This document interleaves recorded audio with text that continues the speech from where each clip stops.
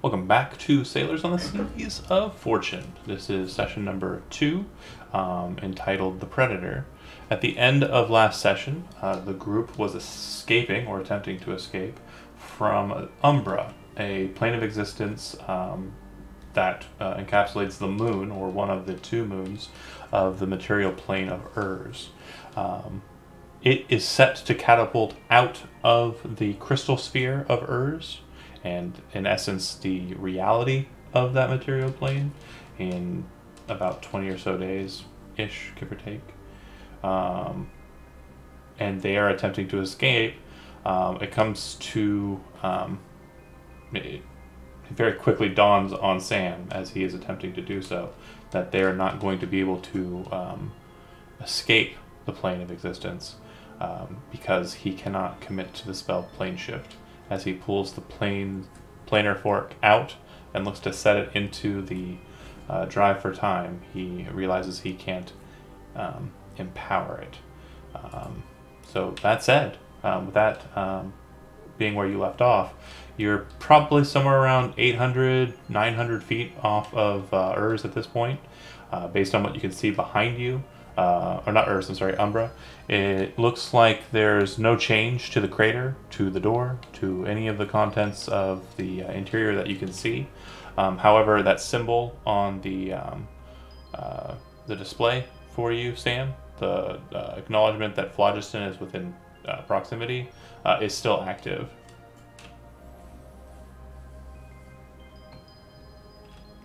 I think you're muted.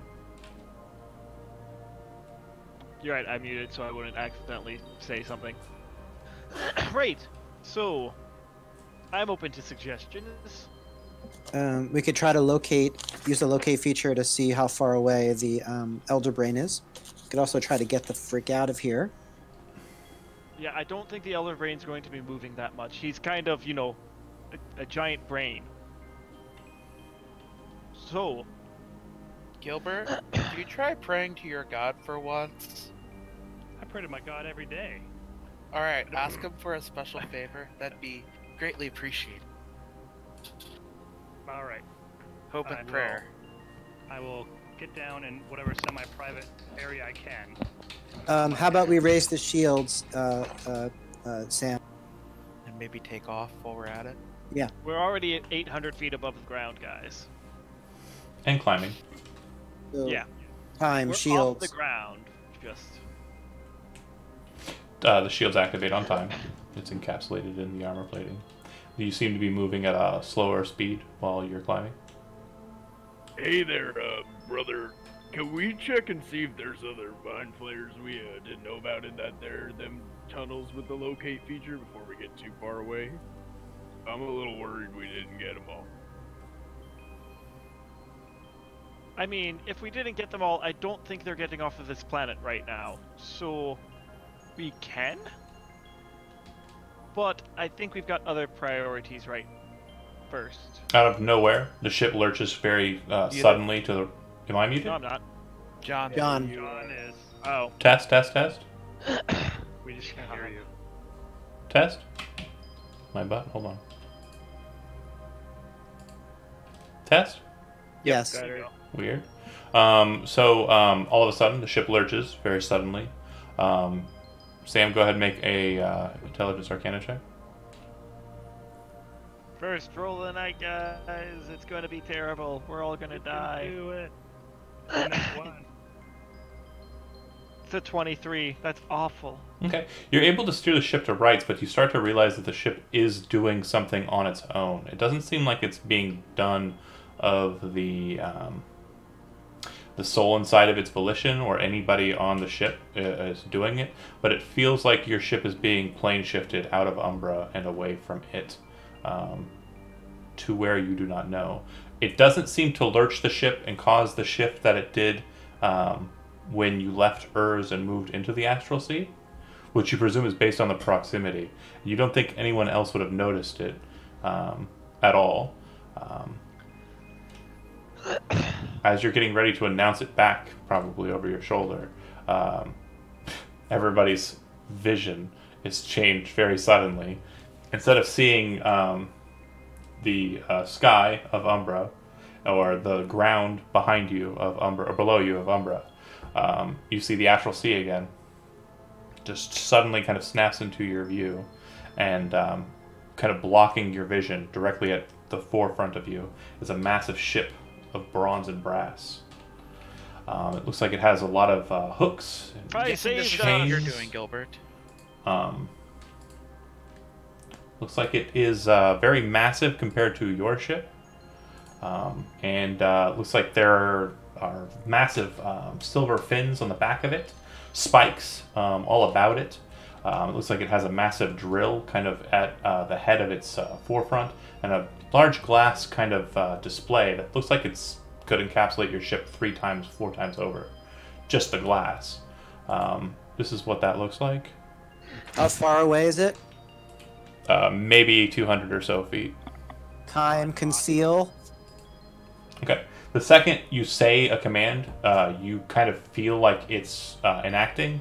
As you are kind of paying attention to the fact that you're already concealed, because you have yet to have deactivated it, it does appear that the ship seems to kind of move kind of towards a forward-facing position with your ship.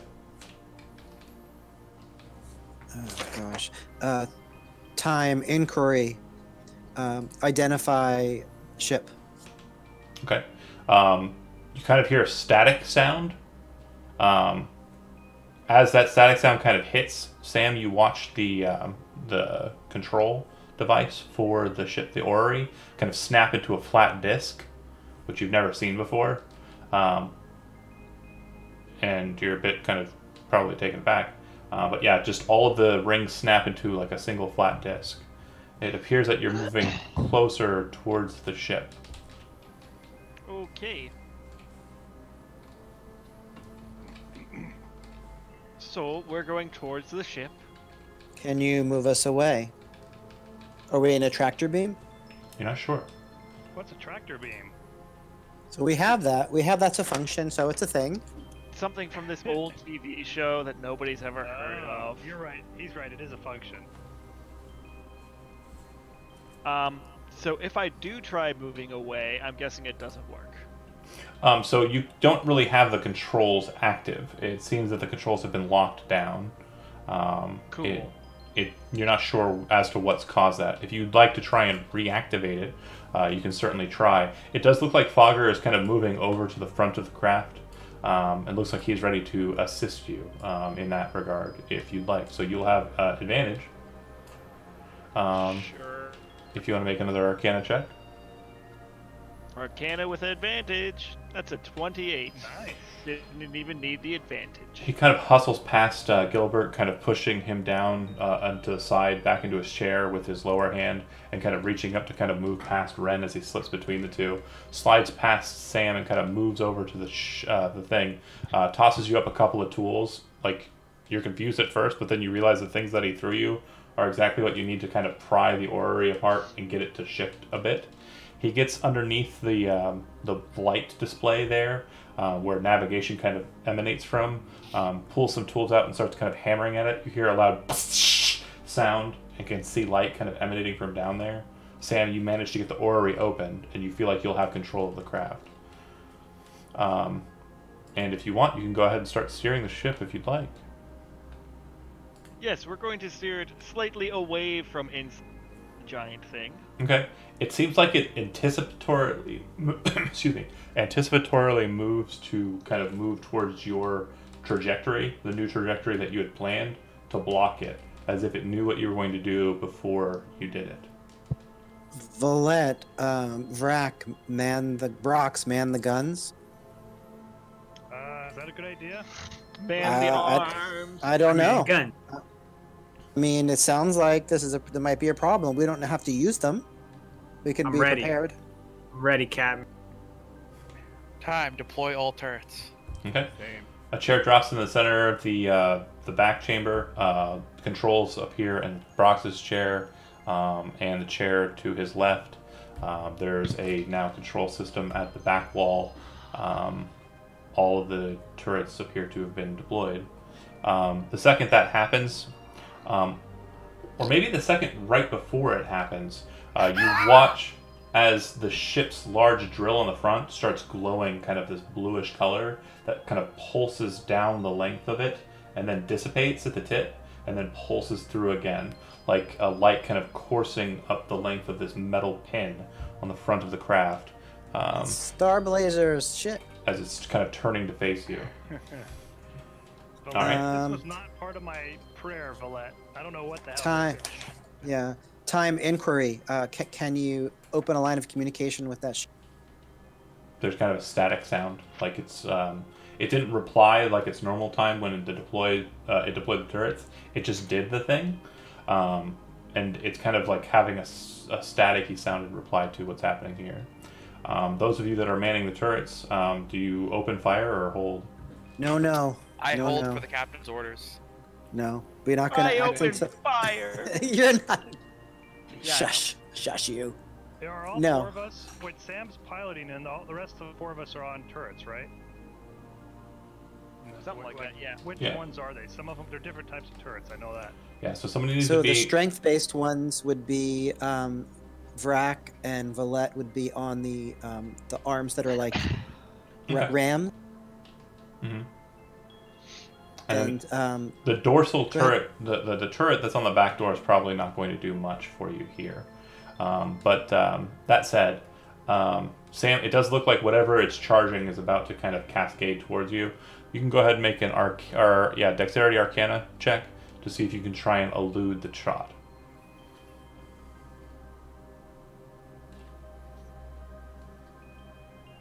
20. Okay. Despite your best efforts, the orrery seems a bit stiff. You do manage to move the ship, but it clips the back end of it. The second it does so, the blue light at the display just drops, like there's no longer any light. The lights in the engines outside drop, and the orrery snaps back into a flat disc. The turrets that you're kind of looking through, everybody, they seem to kind of like just stop moving. If you kind of try and shift them to kind of turn them at all, they're locked in one position. The ship seems to kind of list off to the side of it after it's hit by this strange fusillade of energy. Sam, we could use the reset function. That's only a once per cycle function. All ship functions and damage reset. That's just one option. Or we could not do anything because apparently this thing is more powerful than us. I mean, who would have thought in the, like, realm of space there would be other things besides us? I know, right? What are the odds? As you're thinking about it and talking, you all hear loud clang clang sounds.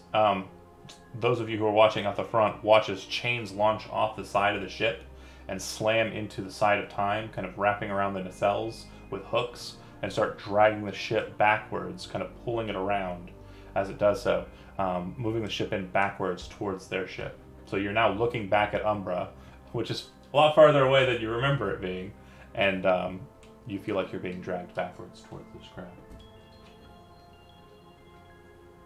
Ready yourselves? Flet gets off turret, front and center at the back door. Shield and sword ready. Rock's gonna set up next to her. The other thing you notice as well is that slowly, gradually, the ability to see through the paneling dissipates, and you start seeing the walls kind of materialize back into their normal shape as the ship loses its power. So the only actual visual sight you have is out the front of the ship, which is actually glass. You can see in through it on the outside. That said, you hear a large clang, kind of a large clamp sound on the two sides of the back end of the ship. You're probably able to stand about 3 at the door. I'm assuming Valette and Vrak are probably front and center. Who else is going to be up front? I'll go up there. I got a shield. Broxgar, Fogger, and Ren is the line behind that. Broxgar, you're pretty well wounded, actually. Yeah. Yeah. Is this accurate? I'm at That one is- hit. Oh, That is accurate. Ooh, shit. Oh. Maybe I gotta heal him. Do Nah, that. he's fine. Yeah, he's you're fine. right. Leave him be. Yeah, I'll go No, first. We'll live. Well, I'm gonna go ahead and sling you into a different map. You tell me if that looks all right. Yeah, Yeah. yeah. Yes. Okay. I see the inside of the ship. All right. This Also switching places fucking. with Ren if he's okay with it. I don't know if it was said or not, but Sure. I've been looking at this Arendelle ship. It's really It's really what? fucking cool. Oh, thank you. It's old. It's definitely a repurposed usage of the Sky ship. the sky ship from the West Marches game. Since we didn't do that very much, and it wasn't very interesting. Still dope. Agreed. You hear voices outside the craft. One voice kind of raises up above the rest. I'm going to cast Comprehend Languages so I can understand what's being said. Strangely, you understand it automatically. Oh, never mind then. Wayfarers, you in the ship. You are on the strange moon.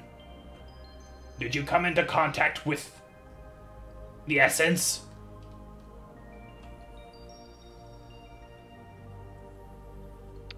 What is the essence? Aether. Fogger looks over to Sam and says, "He means the phlogiston. I think he means the phlogiston." So that's a yes then? I don't think any of us touched it. Well, that's true. You might worry that we're contaminated by it. No! Good, we're going to kill you then. Can we all hear this voice or just Sam? Everybody can. I think we all can. Identify yourself. Well, I am, You hear kind of like this weird pitter-pattering kind of conversation. am I the one in charge here? Where's Yes! where's- You're the one in charge. Answer the question. where's the captain on this? Why am I the quartermaster dealing with this?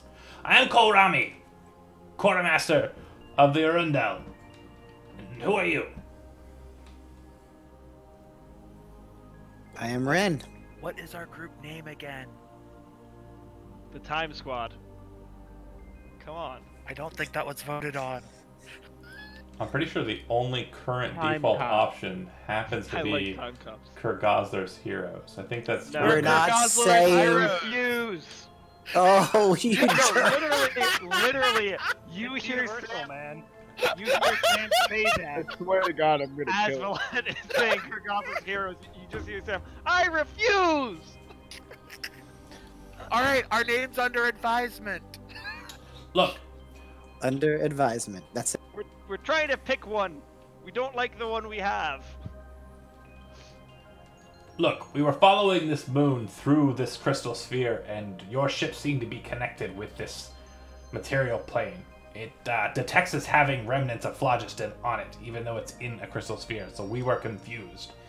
Your ship seemed to be having issues, and we detected a near-death life sign aboard your craft, so we moved to rescue you. It seemed you tried to elude us. That said, we can let you go, that's fine. Your engines will recharge in short order, or we can have you aboard and welcome you as guests. Your choice. Our next stop is Tavernet.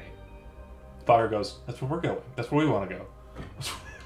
By Wait, guests, you don't mean dinner, right? No, no, we don't. No. You're not giving us dinner? How Wait. rude. Oh, You're not gonna have us for dinner?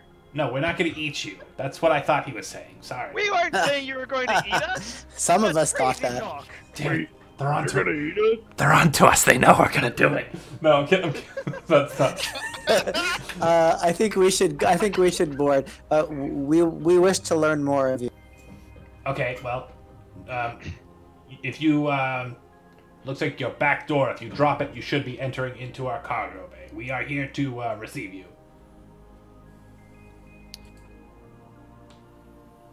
Valette, she's judgment, but holds her wand in her shield hand for quick, like, grabbing and pointing in case things go sour. Or south. But she kind of, like, holds her shield down a bit, but still at the ready in case things happen. Just waiting for the command. Should we head out then? Yep. Sure. Time. Open door. Is that the right command? I forget. Open. The gangplank drops. You see that it's pretty massive. Not super massive, but pretty decent sized cargo hold. It appears that you're entering in through a massive door, which seems to perfectly fit the back end of Time. It seems to be kind of locked into place there. You see that there are 4 individuals. The most noticeable for all of you would be a strange spider-like creature. It seems that it is holding a staff with its front appendage with claw-like fingers, only 2 on the hand or on the end of this appendage. Its head kind of rises up from a small body, like an eel's head, and there's massive teeth kind of set inside of its pretty massive mouth. It has blade-like appendages, nails at the end of its 6 feet. And it seems to have like a massive growth of fur coming out of its back, and a little bit of a goatee on its chin. Wow. He seems to be wearing a shirt and pants, although the pants appear to be sewn in fashion to him. Despite him being very strange, the staff he is wielding appears to be made out of solid gold, and his clothes appears to be pretty fine clothing. Standing in the chamber with him are 3 other individuals. There is a halfling woman who looks like she's in kind of a martial stance, but she has no weapons drawn. She wears fine clothing as well. She looks like she's ready to pounce. And there is a half-orc or Goliath, or you're not sure, humanoid. He's got a big axe, and he's just kind of looking at you kind of dumbly, kind of looking back over at Kohlrami and looking back to you. Seems to be kind of just attentive, but not. And the last one is a dragonborn, you presume, or some kind of lizard folk. He's wielding 2 axes, scale armor, and looks like he's also ready to rock and roll. And he is not on my listing here. 1 second while I correct that. Ren whispers to Sam, "Spiders really creep me out." Captain, should I shoot? No, I don't think we should shoot anything. Hold on. I have my wand ready just in case. Excellent. I'm glad we're confident in this. Also, you're afraid of spiders? Why? They just creep me. They creep me out. They taste what? Wait, no. You know we can hear you, right?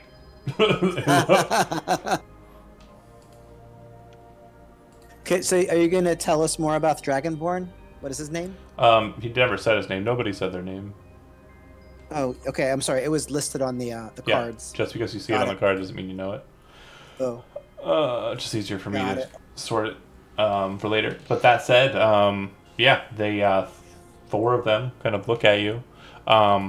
The big guy kind of just slings his axe into a ring on his back strap and starts walking towards you, kind of undaunted, kind of lowering his head lower as he comes towards the ship. It seems like if he were to stand at his full height, he'd bash his head clear on the door frame, which, yeah, it's pretty high door frame. It's 10 feet high, and he is a pretty massive guy. He looks at you, Vlad, as you interject, and he says, "The wounded one. I'm going to take him to Farron. Move out of the way." Farron. Vlad kind of like, when she was going up, she was kind of curtsing. When she says that, she kind of like swoops to the side and allows him passage. Brockscar's probably got the weapon in hand, looks like he's ready to scrap, even though he's like hanging on like barely. The massive individual kind of crunched in the ship kind of looks down at you and says, "I can carry you, or you can come with me. Your choice."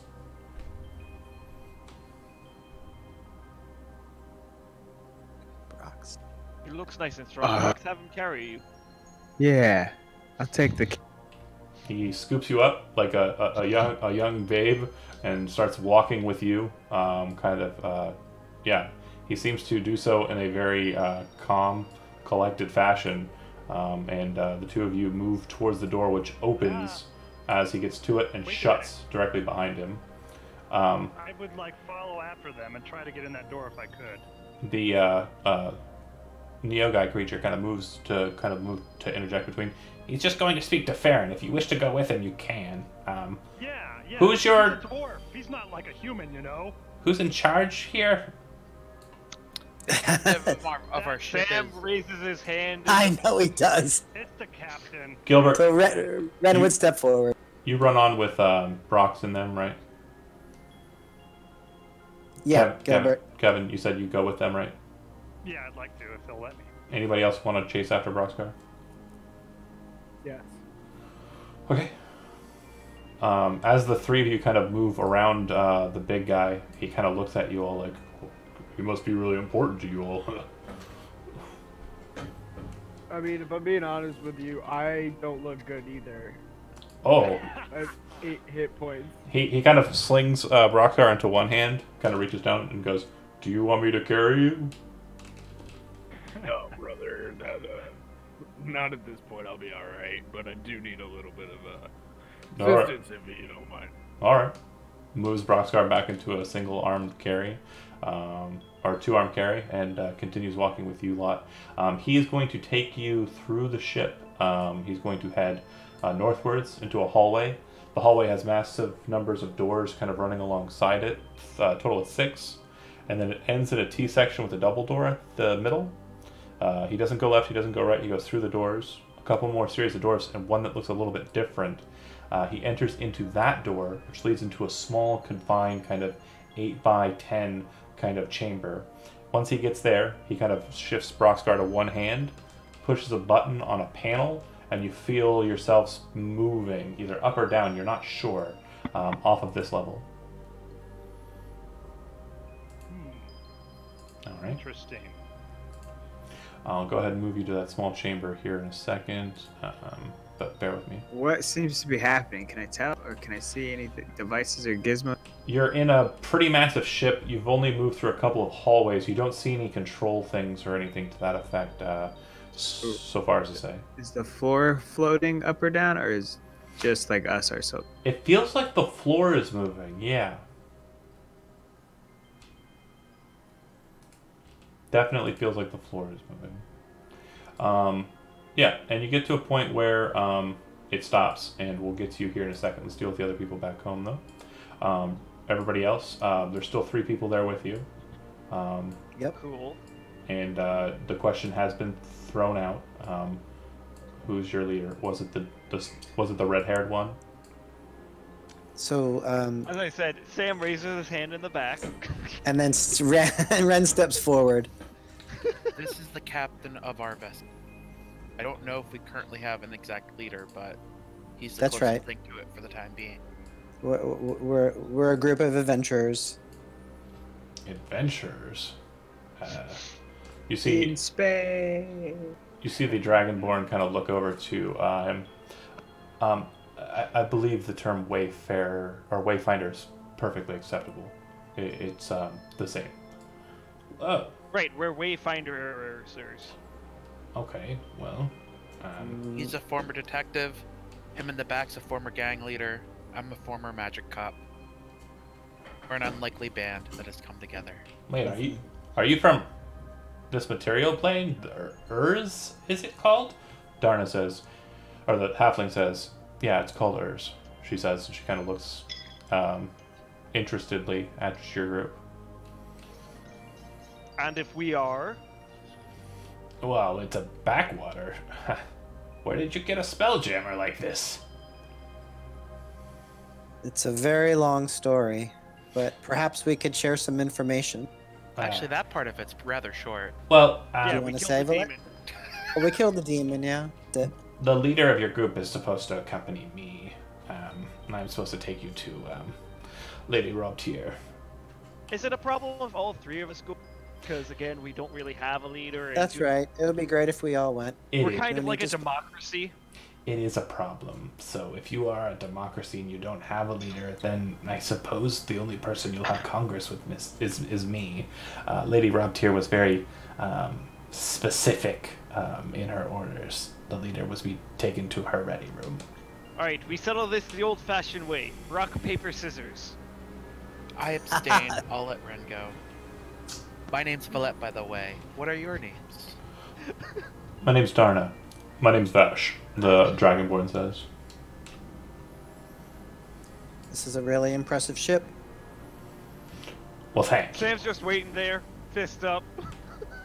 You know, we had a pretty horrible battle on that moon back there. I'm sure. If our records are correct, there's a bit of phlogiston present and an infestation that has been kept under lock and key for some time. I think the phlogiston will deal with the infestation. Perhaps. We detected movement from your divine plane? Somewhere around there, and a single solitary individual with a massive axe flew through the plane shortly after we received you. I assume it's being dealt with. John, does that sound familiar to the dude that came down to take a lot of the powers out of the demon guy? Don't believe so, no. Okay. Andy, Sam is still just waiting there, ready to go rock, paper, scissors. Well, if you're doing a democracy thing, Ren has 2 votes, his own and Valet's, so you lose already. So what? I'm going to be a good leader, Sam, and say you go ahead and do it. You go ahead. You go ahead and talk. Nah, you can go ahead. You're a better talker. See what I just did? Do you see what I just did there? You just killed us all. Works on kids. You do realize that Sam just instantly says, "No, you can go. You're a better speaker." So Sam doesn't really care that much. He's just trying to get on your nerves right now. The Neo guy, which again, this creature, this spider creature, it is as tall as the halfling. So it's kind of moving across the ground kind of creepily to those who are not familiar with this kind of creature. Kind of starts moving towards the door and says, "Who's your leader, if you have one?" Ren would follow. He's kind of like he's a little creeped out by the spider guy. Really quickly, I'm going to try to just pat Ren on like the shoulder or something like that, and try to stick Stacy into his pocket. Okay. He moves you into the main hall there, right outside the door, and then turns left and goes right through into another door that's not too far away from you. As you enter in, you see that there's kind of couch seating. It looks like there is, not much in the way of furnishings, but he kind of steps you in there and says, "Wait here. Lady Robtier will be with you momentarily." Oh, jeez, it's the waiting room, like the doctor's office. Jeez.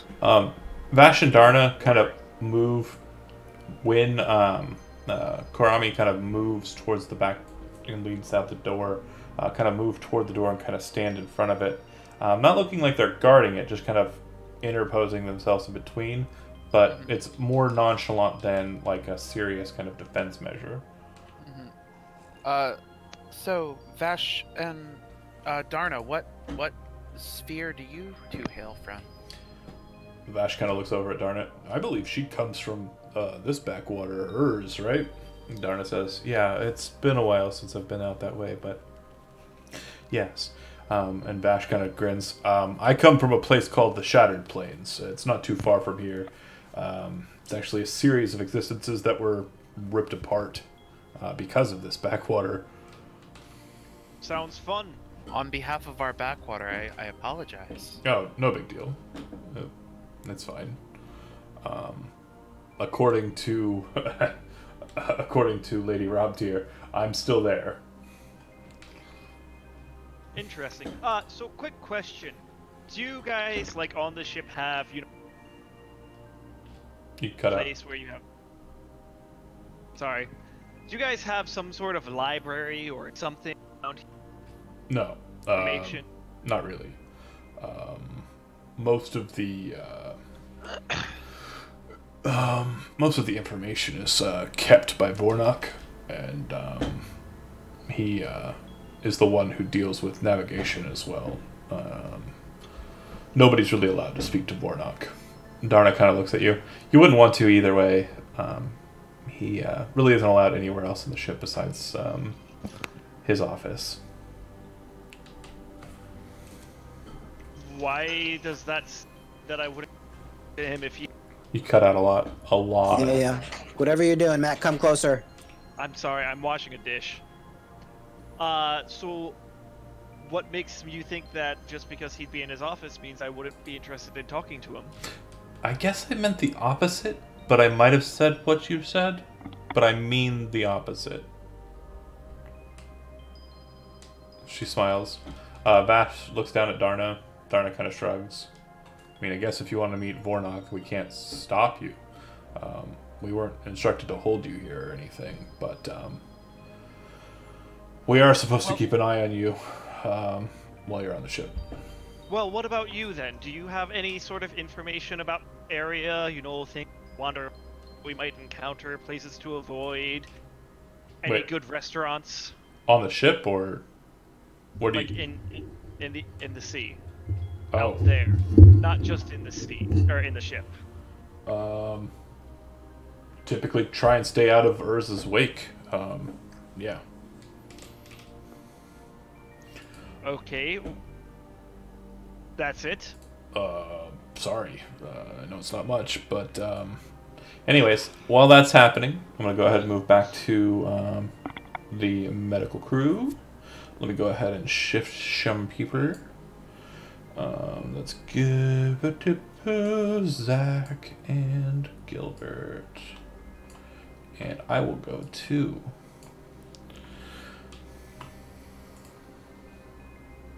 the door to the small chamber that you're in. Kind of snaps open, and Dugat, who's introduced himself at this point, leads you all through the door. And the door does not close behind him when he goes through.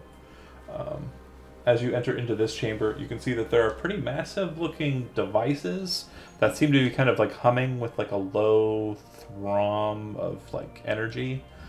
They don't seem like they're engines to you, Broxgar. They look like they're more some kind of sifting device. Like there's something inside of them that might be being sifted.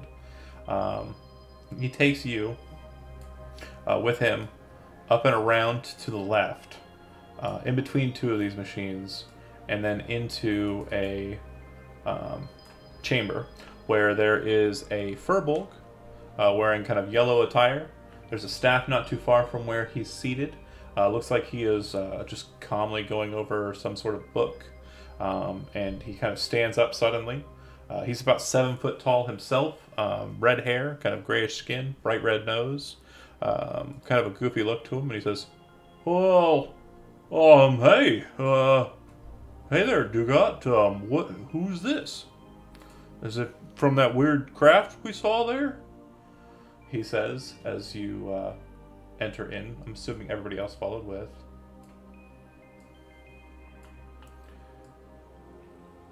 Hello, my name Gilbert Kergosler.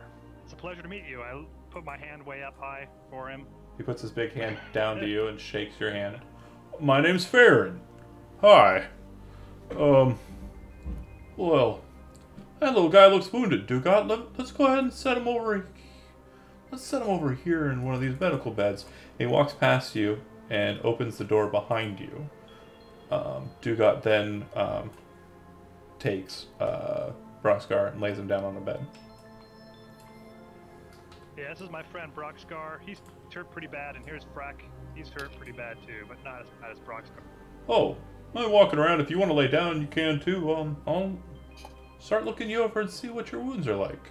Sound good?" I'm fine. I'm not bad. Not you. I was talking to the short ones. Oh, you're short too. Yeah. Even shorter. You're all I'm short. even shorter. Yes. Dugat looks to Farron and says, "The captain said, where are you going?" "Zach, where are you going?" He said to go find a bed, so I was gonna No. go find a bed. Oh, Find- sorry. Find that bed. Oh, there's one in there. Yeah, My bad. it's okay. That's all it was. Dugat looks to Farron and says, the lady rubbed here told me to keep an eye on them, but do you have this? I do have some chores I need to commit to. hey there, little one, and kind of points to Gilbert. While I look over these other two little ones, you gonna stick around with me, or are you gonna start wandering around? No, I'll stick with you. All right. Well, then I think I've got it. Dugat, go ahead and head off and do your thing. Dugat nods and walks away. All right. Farron kind of looks to Broxgar's wounds. Very quickly casts a couple of spells. You go ahead and get 58 hit points back from the castings. Thank you. Oh, yeah, no problem. Looks like you have some pretty nasty lacerations. I'm gonna do a thorough detection on you, though. We definitely reported that we were told that there might be phlogiston lingering on that moon, and that's not supposed to happen. So I'm just gonna make sure you're not infected or anything, or contaminated in any way. Wait, what do I have to do for that? Oh, just lay there. That's fine. I can handle that. Alright. He walks over to the strange device desk and kind of sits down at it, slides open kind of a panel, and kind of starts looking down at something and kind of pressing this glass, and you can hear beep, boop, boop, beep, boop, boop, boop. And he kind of looks at it. Huh. Interesting. Well, it says that there are 5 people in the room with us here. I'm only counting 4. Are you keeping any familiars or connections of any kind that I don't know about? Not that I'm aware. Well, Does this thing here count there, brother? And I'm gonna hold up my totem. no. No, that's a manifester. That's not a real thing. So what you told us at the end of last session, John, as characters, we wouldn't know that? They might have an inkling, Brack and Brox, Okay. because they still feel it. Okay. It's still with them. But Joe yeah. might not know that as Oh, better. I mentioned all the stuff to Joe in the side chat, so Gotcha. everything that was covered was there. But I'm gonna go ahead and move me back to the other channel. And as you're sitting there waiting, Ren, patiently, it feels like not much time has passed for an elf. But the door opens and a woman with green hair, kind of gold breastplate, yellow dress, kind of walks in, kind of purple over clothing. She steps into the chamber, and she seems to be wearing a crown on her head and lots of finery. As she steps in, she kind of looks at you with a flippant look. Ren, is it? That's right. Had a And hard- you're Lady Robed here? That's correct. It seems that you had a hard time deciding which one of you was the leader of your group. Does that happen often? Well, we tend to do things by decisions amongst the group, and one of us isn't really the leader, so. Well, isn't it fortunate for you that someone a little bit more structured in their mentalities came along to rescue you? Oh, that's you. Correct. Yeah. Thank you. So, Guys, they're totally going to do it. It's foreplay. based on the detections of my group, specifically Vornak, they seem to be under the impression that there might be members of your group that are infested with, well, the spawn of mind flayers, or at least psychic links to such creatures, and that's not going to do us very well. We will keep you here, and I think Farron, our medical professional, will do the best that they can to ensure that the best care available is granted to them, but you're kind of coming at us a little bit one-sided here. I have a desire for information, and I presume you have it. We also have a desire for information. Oh, I'm sure. You're from Urs. She shrugs. But since I've already granted you one favor. I believe I have you on the back foot. So wait, Ren would say, wait. So the favor that you granted us is helping us by taking our ship. She kind of pulls her hands apart, and you watch as stars kind of pattern in between them, and she snaps them closed, her hands closed, and kind of shuts them all down. You would have been stuck on that plane for at least 24 hours, had it not been for our intervention. So, if you don't want the favor, you can leave now, and we can put you right back where we found you. That's not the case. We just didn't know what happened, and no one communicated to us what was going on. Good. Now that that's been illuminated to you, and I have granted you 2 favors.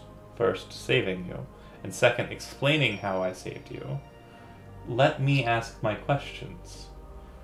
Firstly, did you see, I know you haven't encountered, but did you see the phlogiston that was present on that plane?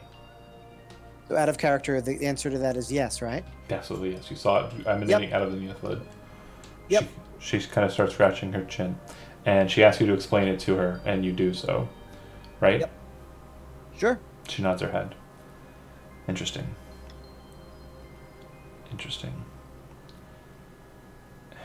It was inside of the... Huh.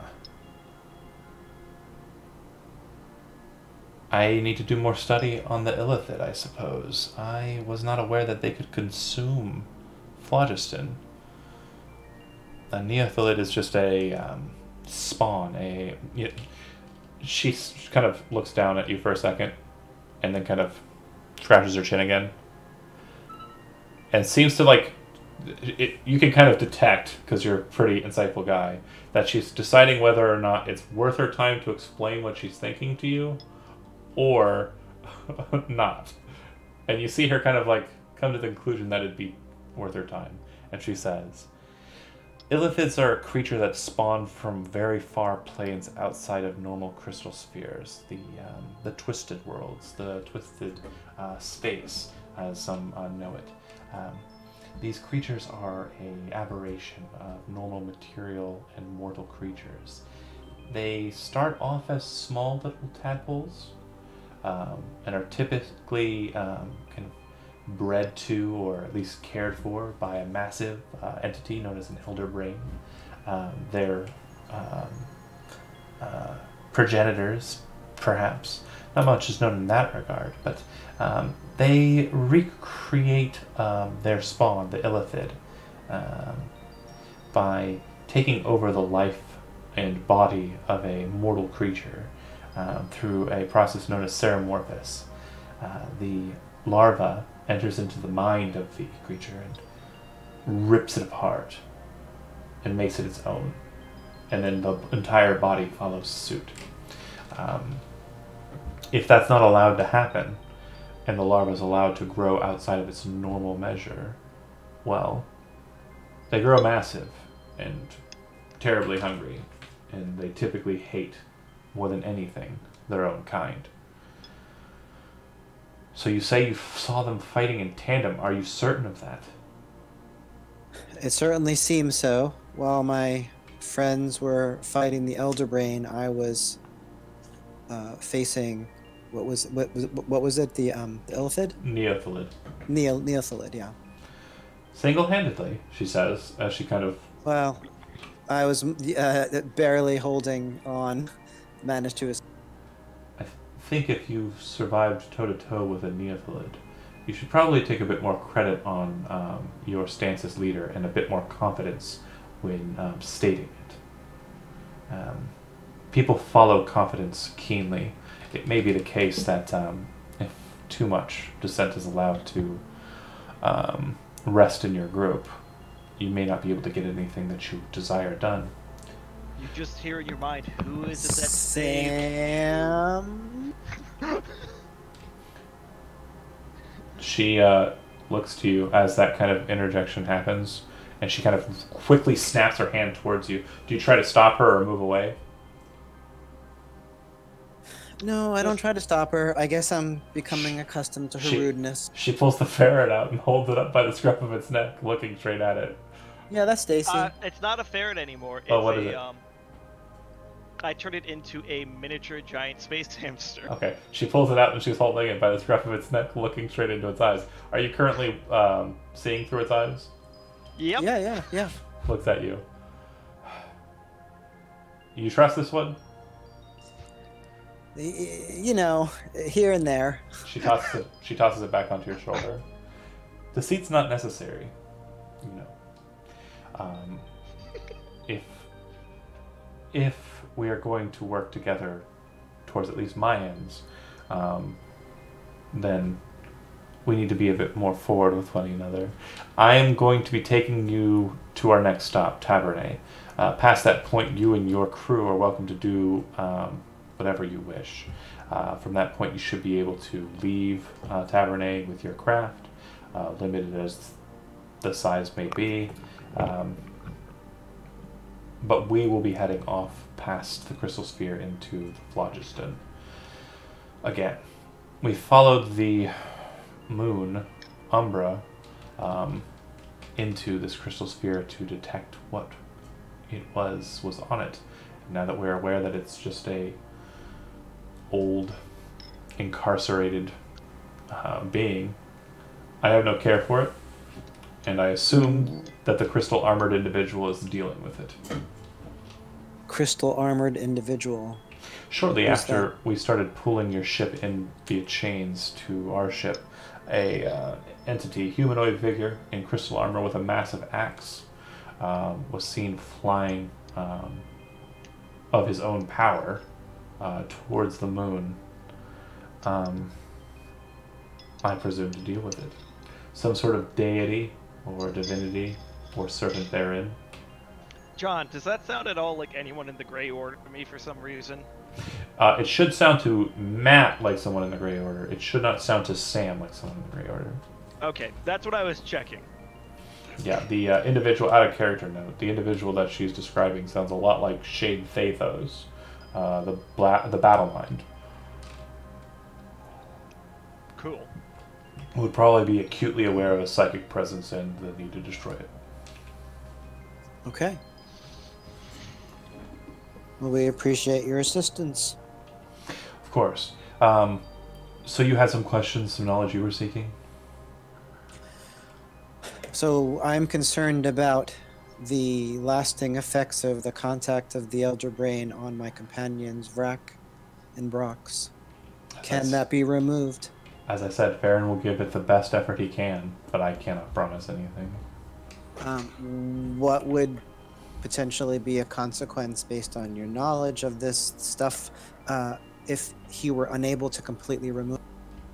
This Elder Brain's a lot older than most of the ones we've been instructed on. Vornok would have most of the information regarding what is possible, but I would say that this psychic manifestation, this link, allows it to see through your companion's eyes, and it would allow it to hear through them or hear through their ears. I don't know if dominance or takeover of any kind, or depending on what they were able to contact or touch. If any of them touch the briny pool around the Elder Brain, it might be the case that they have something within them that might lead to Ceramorphous. But they don't think that that kind of process can be enacted from a distance away. It needs to be close, at least with normal ones. And then out of character, we would know that Vrak was the one that was probably in that liquid. Jump right on it. Yeah, okay. Cut back to those back upstairs. Hospital back upstairs or ship back upstairs? Ship back upstairs. Or, yeah, let's go ahead and do Sam, Fogger, and Valette. Fogger kind of moves towards the craft's helm and looks at you and says, I'm going to see what I can't do to... he kind of walks over to you. I don't know what they did to the helm, but I can detect what happened to it, and we'll do what I can to see if we can't protect against it in the future. Sounds good. If you want to wander or whatever, that's fine, but I'm going to be busy here. Valette, want to wander? wander over yonder. What kind of interesting things are on this ship that we can check out? Vash and Darna kind of look at you. It's more of a craft for purpose, not so much for leisure. Doesn't mean there aren't interesting things. Just means that there aren't intentionally interesting things. The door opens behind Vash. The Neo guy kind of walks in, kind of looks at Vash and Darna, kind of walks around to the side. Your captain and mine are currently talking. You're free to move about the ship freely. Vash, watch her, and Darna, watch him. I'll stay here with the blue one, he says, as he kind of walks towards the ship and perches really on the ramp. That blue one. He's the troublemaker. Yeah, Darn it, him and his forearms. Darn, if you come in contact with the little blue one that left earlier, watch out. He likes to hit on women. She nods her head. She nods her head and says, I like to hit things. Ooh, would you like to spar? Sure. I suppose she kind of looks over to Kohlrami. Kohlrami says, the deck across the way should be fine. Just don't make too much noise because the wall's adjacent to the ready room. Right. Darna says, okay, let's go. And she'll lead you out and about. So what unintentional interesting things might be around here? He kind of shrugs. I don't know. Hold on, you were going the right way. I just was trying to open that door. Oh, okay. I can't select things when I'm talking because the button I have makes it so I can't. There you go. He says, Kohlrami in the background says, watch the blue one. I'll take this one around. The Neo guy kind of looks to you and starts kind of slowly walking. Sam. And All right. Come with me. I'll show you something interesting. All right, I follow. Doesn't sound ominous at all. Where'd you go? Sorry, I'm trying to figure out. Was that you I was following right there? No. Okay. He leads you down into the double chamber to the south, and when you enter in, you see that there's a red leather-clad goblin. He looks like a goblin, except for the fact that he's 6 feet tall. He doesn't look like a hobgoblin. But I didn't stutter. He looks like a goblin, but he is like 6 feet tall. He has devices and seems to be kind of messing around with what looks like an engine, and there appears to be a metal panel in the floor, which Kohlrami leads you onto, and then gestures for you to come with him. So is he looking for Peter Parker? I got that reference. He taps the panel, and when he does so, you descend.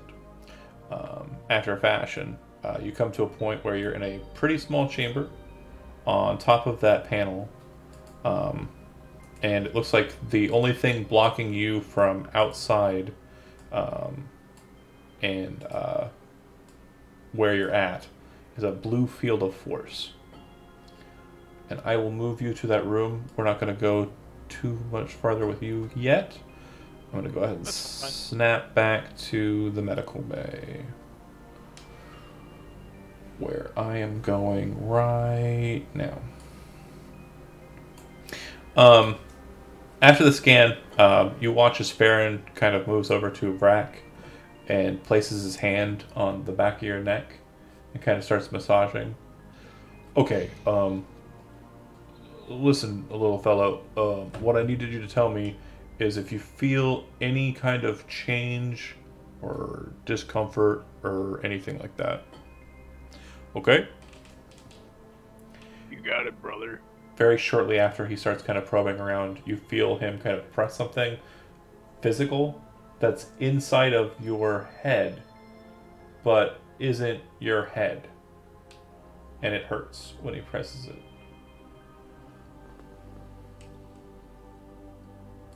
How badly does it hurt? You're pretty tough guy. It's not absolutely agonizing, but it's definitely a sharp pain. Yeah, that one, that was not good. Yep. He kind of walks back over to the little table. You see him kind of pull out a drawer and then pull out what appears to be a perfectly sharp razor blade. Kind of walk back over to you. Just turn on your. Whoa! He looks What at. are you doing there, He, big look, guy? he looks at you. No worries. It's okay. I may have big hands, but they're very skillful. If you hurt him, I'm Not watching. gonna hurt him. Just a lobotomy. I'm gonna hurt him, He's just gonna- but I'm not Look at the gonna. little brains he has. But it's gonna be a lot better when I'm done. He looks down at you, Vrak, into your eyes, and you can see his eyes are just kind of the warmest, sweetest, trustworthy eyes. And he says to you, "Do you trust me?" In your hands there, brother. It's a whole new world, guys. Well, if you do, just roll over to the side a little bit, and you're gonna feel a little bit of a pinch. I do so. Vrak rolls over. He brings the needle down, and he looks like he's keeping his left hand kind of open near the cut, and you see him kind of splinter through the skin, and then reach down and pull out the small little thing, and you can kind of feel it just out of the back of your head. And he holds this little thing up. Whew, that was pretty close. And he kind of walks away from me back over to the table, this little thing kind of thrashing about in his hand. What does it look like? It looks like a little larva with kind of 4 small appendages at the front of it and kind of a beak-like appendage towards the front. He kind of places it on the table, and you see kind of a manifestation of like a jar kind of appear around it, but it's blue, and it seems to kind of hold it in place. He sets the scalpel down on the table as well. Walks over to Brox. Doesn't say you got anything besides some sort of mental tether. You feeling better though? Yes, thank you. Oh, that's good. Alright, well, I'd say a little bit of rest will probably do you good. Walks over to Vrak. Heal you up a little bit. Kind of places his hand over your wound and also other wounds. Go ahead and get 47 back. And if you two want to just lay out here, that's fine. I'll go and speak to your little friend here. Give you some time to speak. I'm gonna do something here though. Kind of walks back over to the table. Alright. I'm certain that it's probably pretty loud in those heads of yours, so I'm gonna hopefully make this a little bit more quiet for you. Alright. Have a good rest. As the door shuts, you can kind of still hear the elder brain in the back of your head, but the second the door shuts, it goes quiet. You no longer seem to have a connection any longer. And instead, it seems like the sounds of kind of like wildlife are kind of creeping into the room. And you can hear like the burbling of like a brook. And you're pretty sure every so often you can hear like a bird kind of chirping quietly in the distance. Farron kind of walks out, kind of like just kind of rubbing his hands, looks at you. Well, what's your name, little fellow? You see, talking to me? Yep, only other person in the hallway. Yeah, I'm Gilbert Kurgosler. Wow, thank you for taking care of my friends. Yeah, no problem. I'm gonna go back to my book, although I believe Dugat was supposed to watch you, so I don't want to let you too far out of my sight. Hey, how about I hang out with you? You seem like the type that's gonna talk a lot.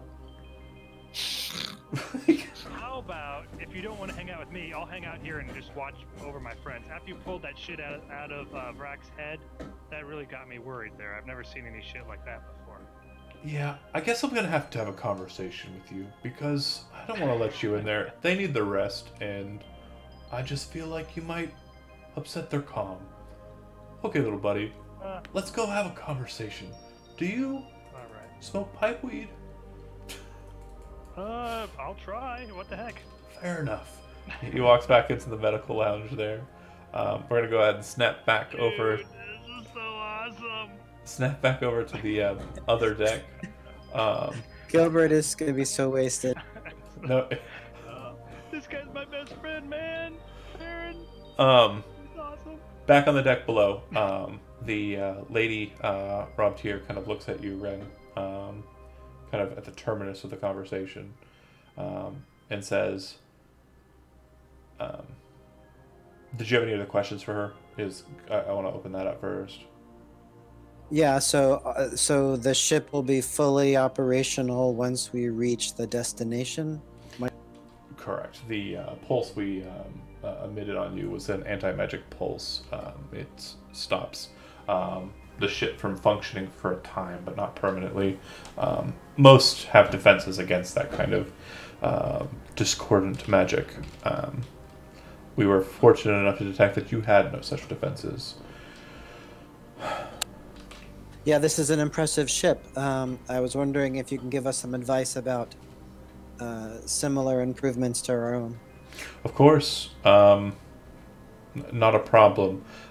I don't think you understood the gist of what I was trying to get at before, though. I said we'll take you to Tavernet. Once that's done, she kind of... I don't know how to say this without inflating your ego too much. I'm looking for more crew members. We're not going to be spending much time in this crystal sphere. We'll be heading off past it and beyond. And I'm putting forward the offer to you, the leader of your group. Again,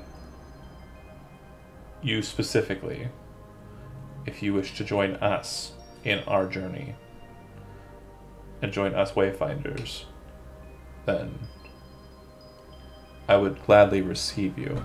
It seems that there's a lot of inspiration there, and at least an ability to learn.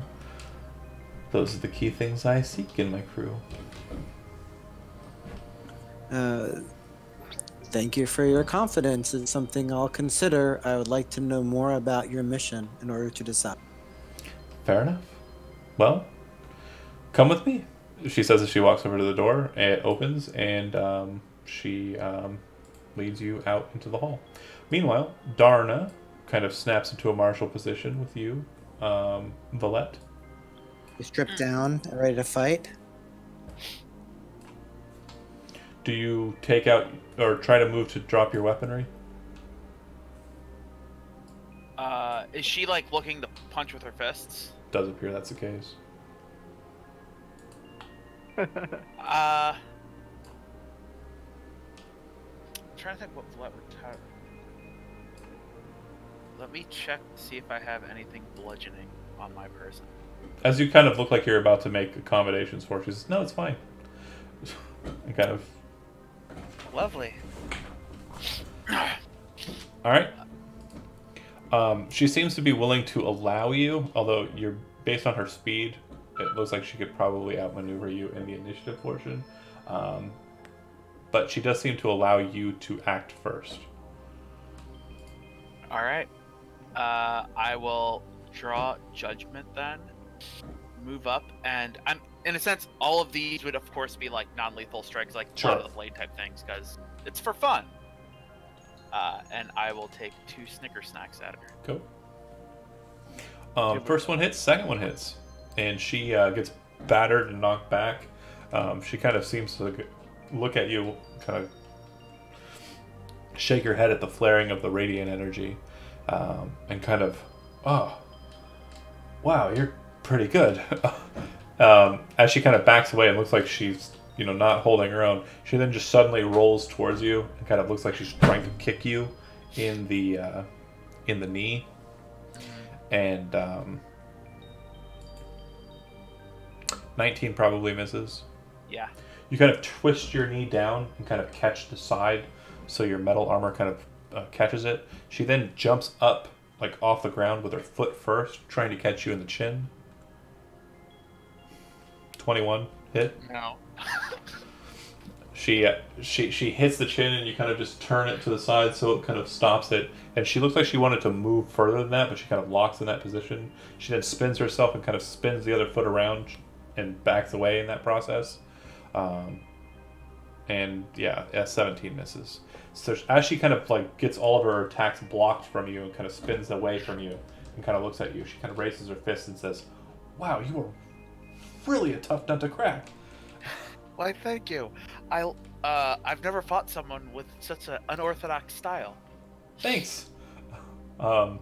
If you move Guys, in, they're totally going to do it.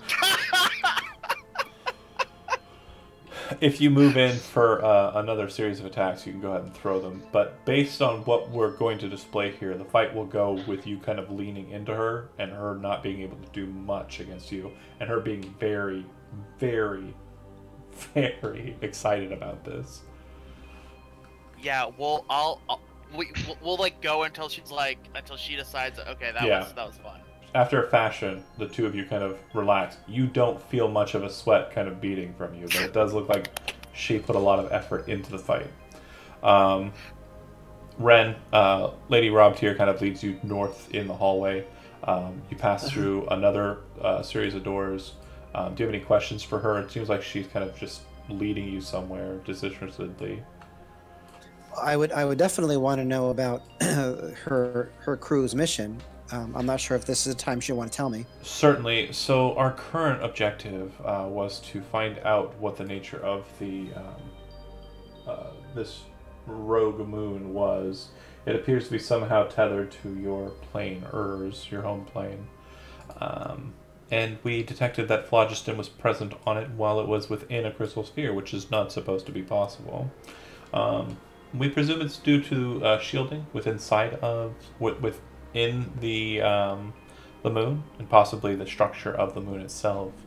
It doesn't look like this moon was a natural formation, and we presume it was some sort of prison, very ancient old prison for the creature you encountered within. Vornak was listening to our conversation, similar to your friend Sam listening to our conversation. Looks to the space hamster and realizes it's no longer warging. She kind of looks at it and but he's not listening anymore, is he?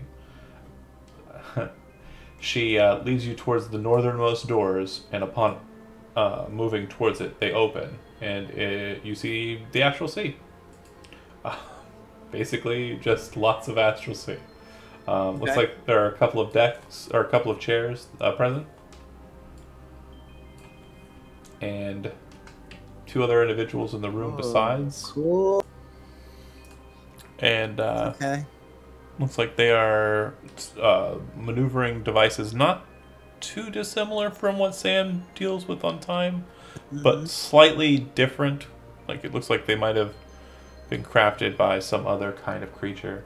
The two in this room, one appears to be a Kenku in robes, and the other appears to be a young, brown-haired woman who appears to have the main helm.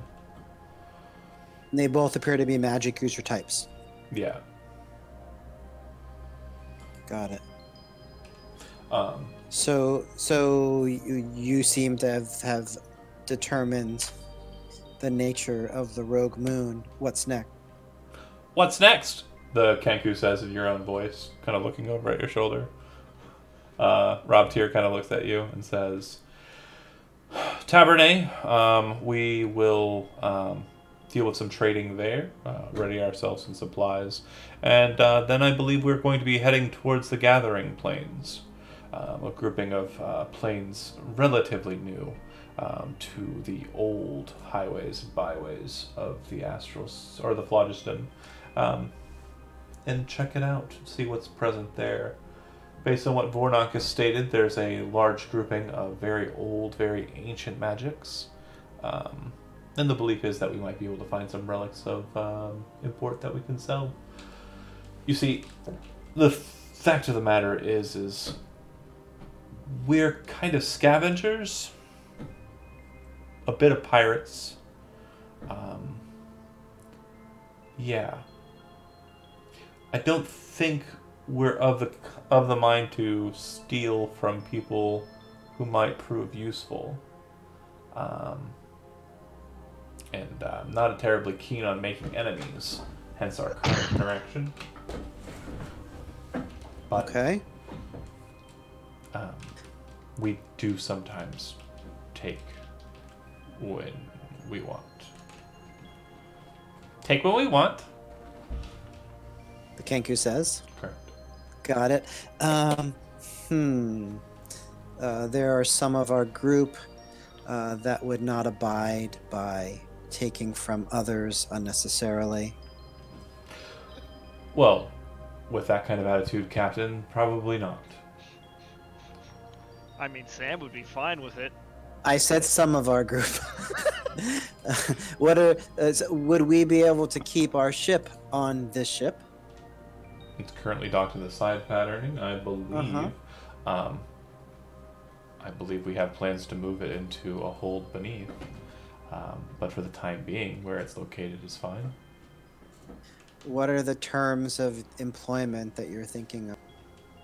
Just depends. We would have to negotiate that more fully. And it would probably be based on a more job-to-job basis. If you and your company were the main source of a job's income, well then of course you'd gather the lion's share of that haul. But if percentages were needed to be measured and broken up, well then of course we'd have that discussion at the time. To be clear, our primary motivation is not money. Oh, no, I don't think you understand. But we're not doing it for money either. Since currency is only spendable in planes in different locations. No. Silliness. So, yeah, you have so much to learn. Let me explain it this way. You're an elf. You should be able to gather this. You do understand why your species and your plane is so long-lived, right? And so out of character, I would know that has to do with the connection to the Feywild. I mean, you don't need to second guess if you already know. Yeah. So, magic is a hell of a thing. The Feywild is an echo of a material plane as the material plane in its sphere drifts through the phlogiston. It's most potent in magic, second only maybe to planes of shadow. It's that essence that we seek. The ability to increase the time that one person has in this existence. That's the coin that we deal in. And by that, you mean your lifespan? Yes. Very much yes. The ability to live past certain demises that would be gained from time. What race is she? Human. She's human. Okay, so yeah, I could see why that would be of interest of one of your kind. Oh, it will start to become of interest of yours as you slowly disconnect from the material plane that you and your kind probably scorn.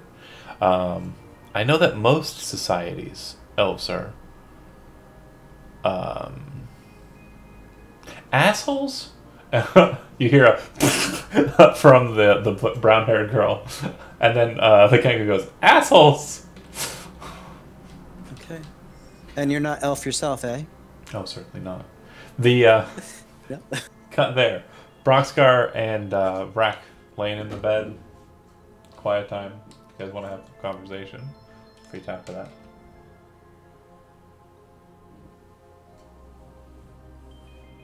What in the fuck did they pull out of you? I don't know, brother. I ain't seen anything like it, and I didn't feel it go in, but he pulled it out, so you know. This is some different shit. Definitely some different shit. Yep. Well, I'm glad I came with you.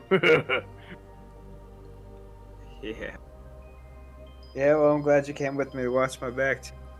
But Maybe we should have stayed on our own fucking planet, dog. Guys, alien worms crawling in your head. Ah, we got it out. Nothing to say there wouldn't have been an earthworm crawling in my head. True.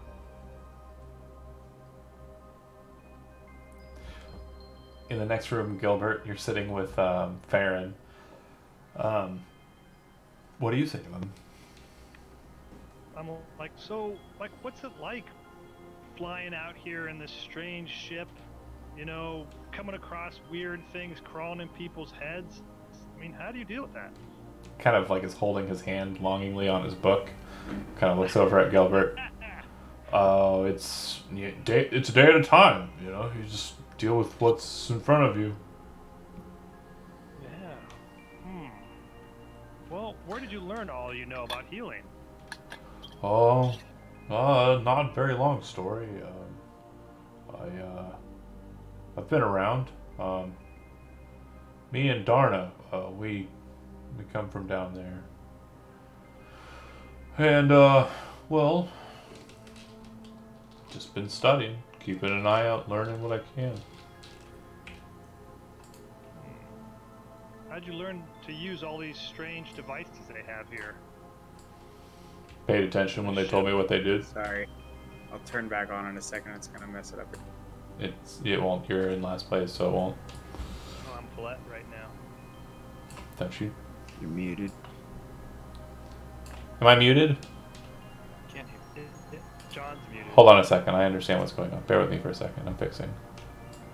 I did it. It's my fault. You still have something in your brain. I mean, He pulled it out of my brain. He didn't pull shit out of yours. Yeah, I didn't do it on You're in purpose. trouble, man. The elder brain made me fuck it all. Okay. Get off my lawn. No worries. Anyways, it's back in order now, I think. Nope. Can't hear you, John. There we go. So if I'm on, there was an update to OBS. Whenever I'm sitting on it, looking at it, I can't hold control and do any other programs. It basically is a limiter. So that's fine. I get it now. I understand why it's doing what it's doing.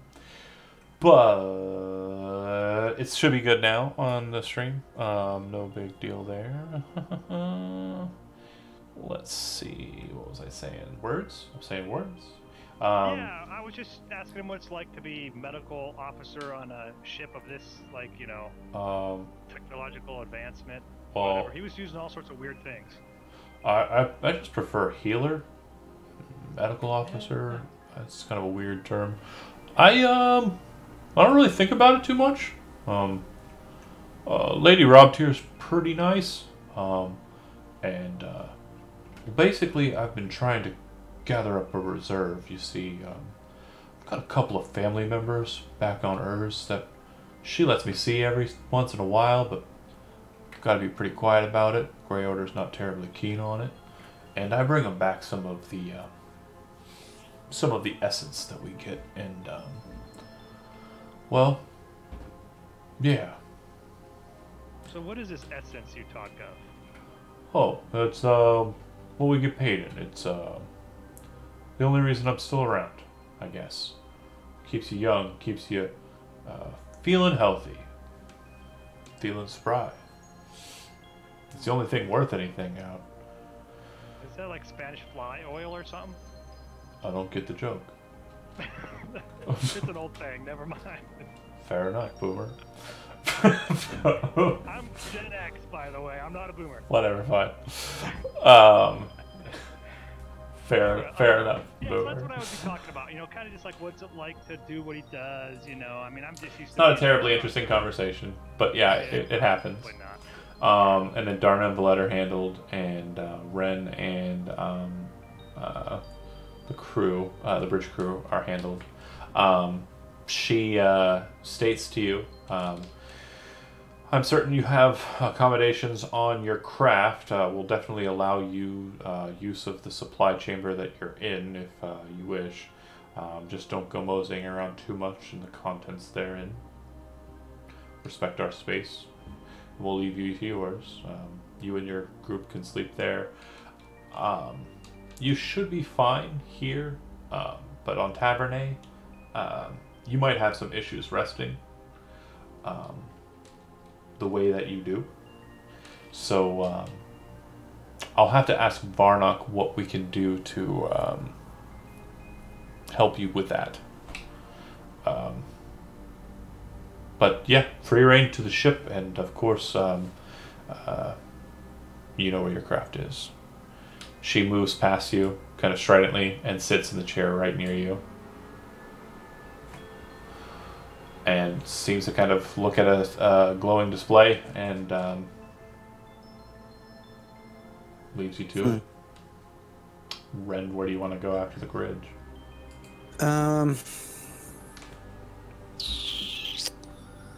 So I guess I would want to go check in on the other members of the group. Just as you're walking down the hallway, the door right here opens up. I'm trying to ping it. Which one? That one. Okay. And a large-ish, kind of gray-skinned, red-haired Furbolg kind of comes out with Gilbert in tow. Looks like he's kind of leading Gilbert along. And he looks to you and he says, "Oh, are you one of the fellows from the crew? Is he a friend of yours?" Looks back at Gilbert. Oh, he's the captain. Oh, great. Captain Ren. Well, I'm going to go back to my work, little fellow, and you have a great time on the ship. And walks back into the thing, hits the button on the door. Oh. How are they doing? Are they okay? I'm very concerned about Brack because they pulled some weird thing out of his skull. It was not good. It looked like a little slug or something. It was disgusting. Remnant Never of the seen Elder anything like Brain? Who knows? I don't know. That's the first time I've ever seen an Elder Brain. He didn't really say a lot about it, Farron. He didn't explain it. He just said, you know, that he removed it and he was okay. He checked Broxgar and didn't find anything, so that's good. But he said something about having a tether to him. So I don't know what that's all. He didn't remove it. Maybe if we talk to him, we can figure it out. Okay. What'd you find out?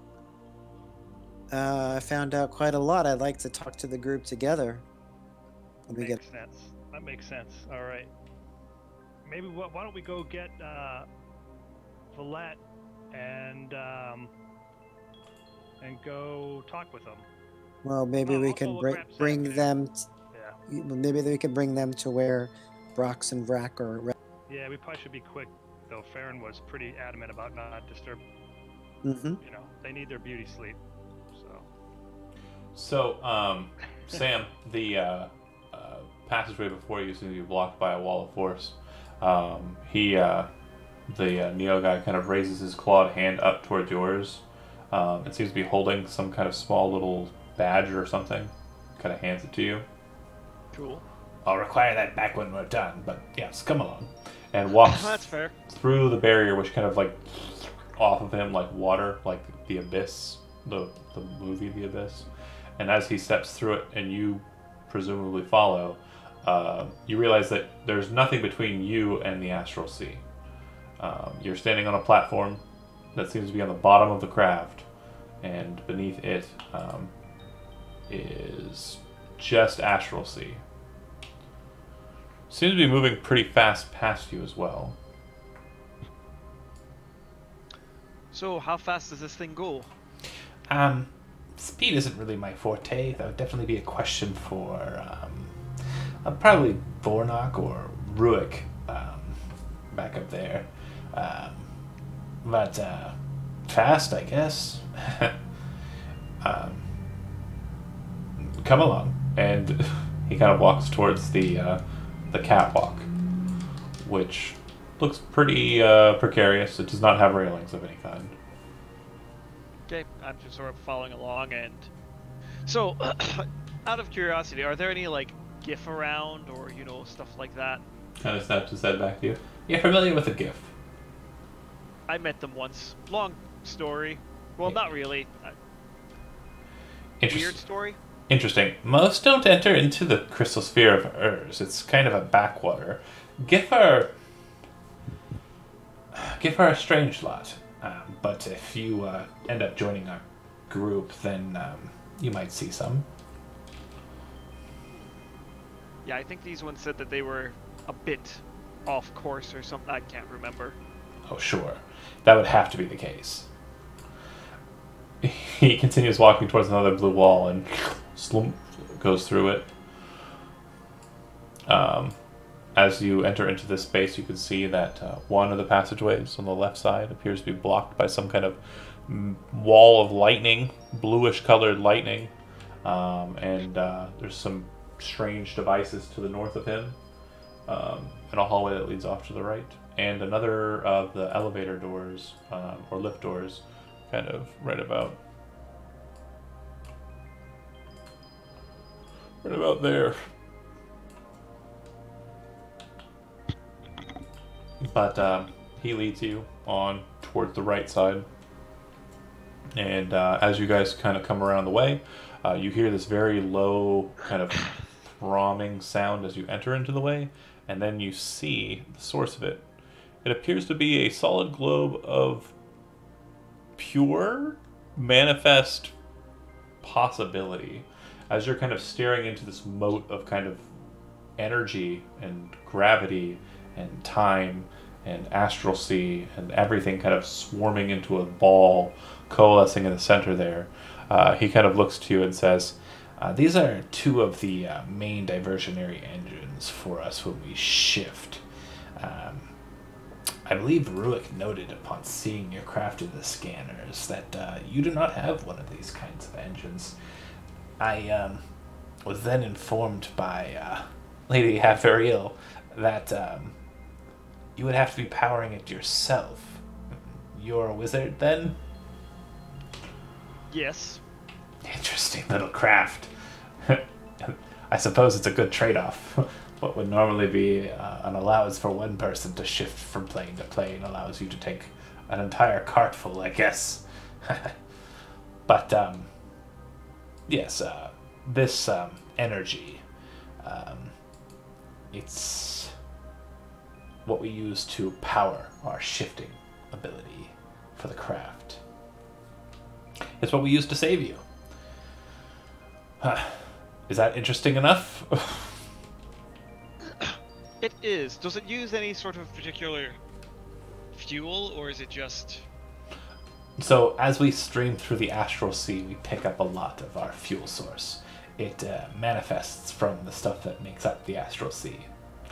It's not quite phlogiston. Well, that sounds not quite uninteresting. How does it... What does it take to build something like this? So, I believe Ruick was upstairs in the process of trying to build a singularity to start with yours, but I'm certain that he would have to speak to... are you are the pilot of the ship? Yeah. The only one qualified. Fair. He may need to speak to you then in regards to that.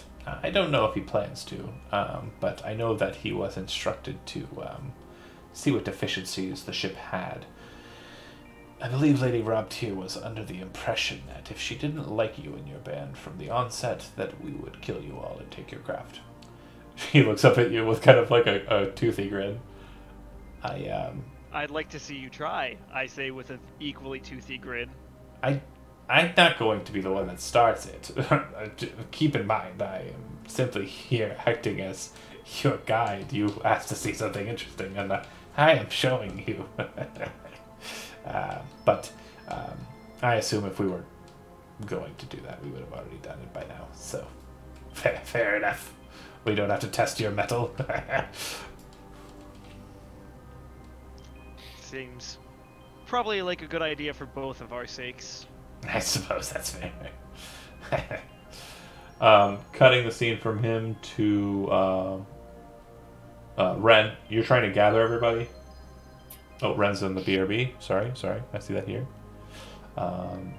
Gilbert, you were with Ren. Was that what Andy had said last? We were going to gather the group and then meet with Brox and Brack just long enough to explain what's going on, and then we would... and then we would leave him, let him rest.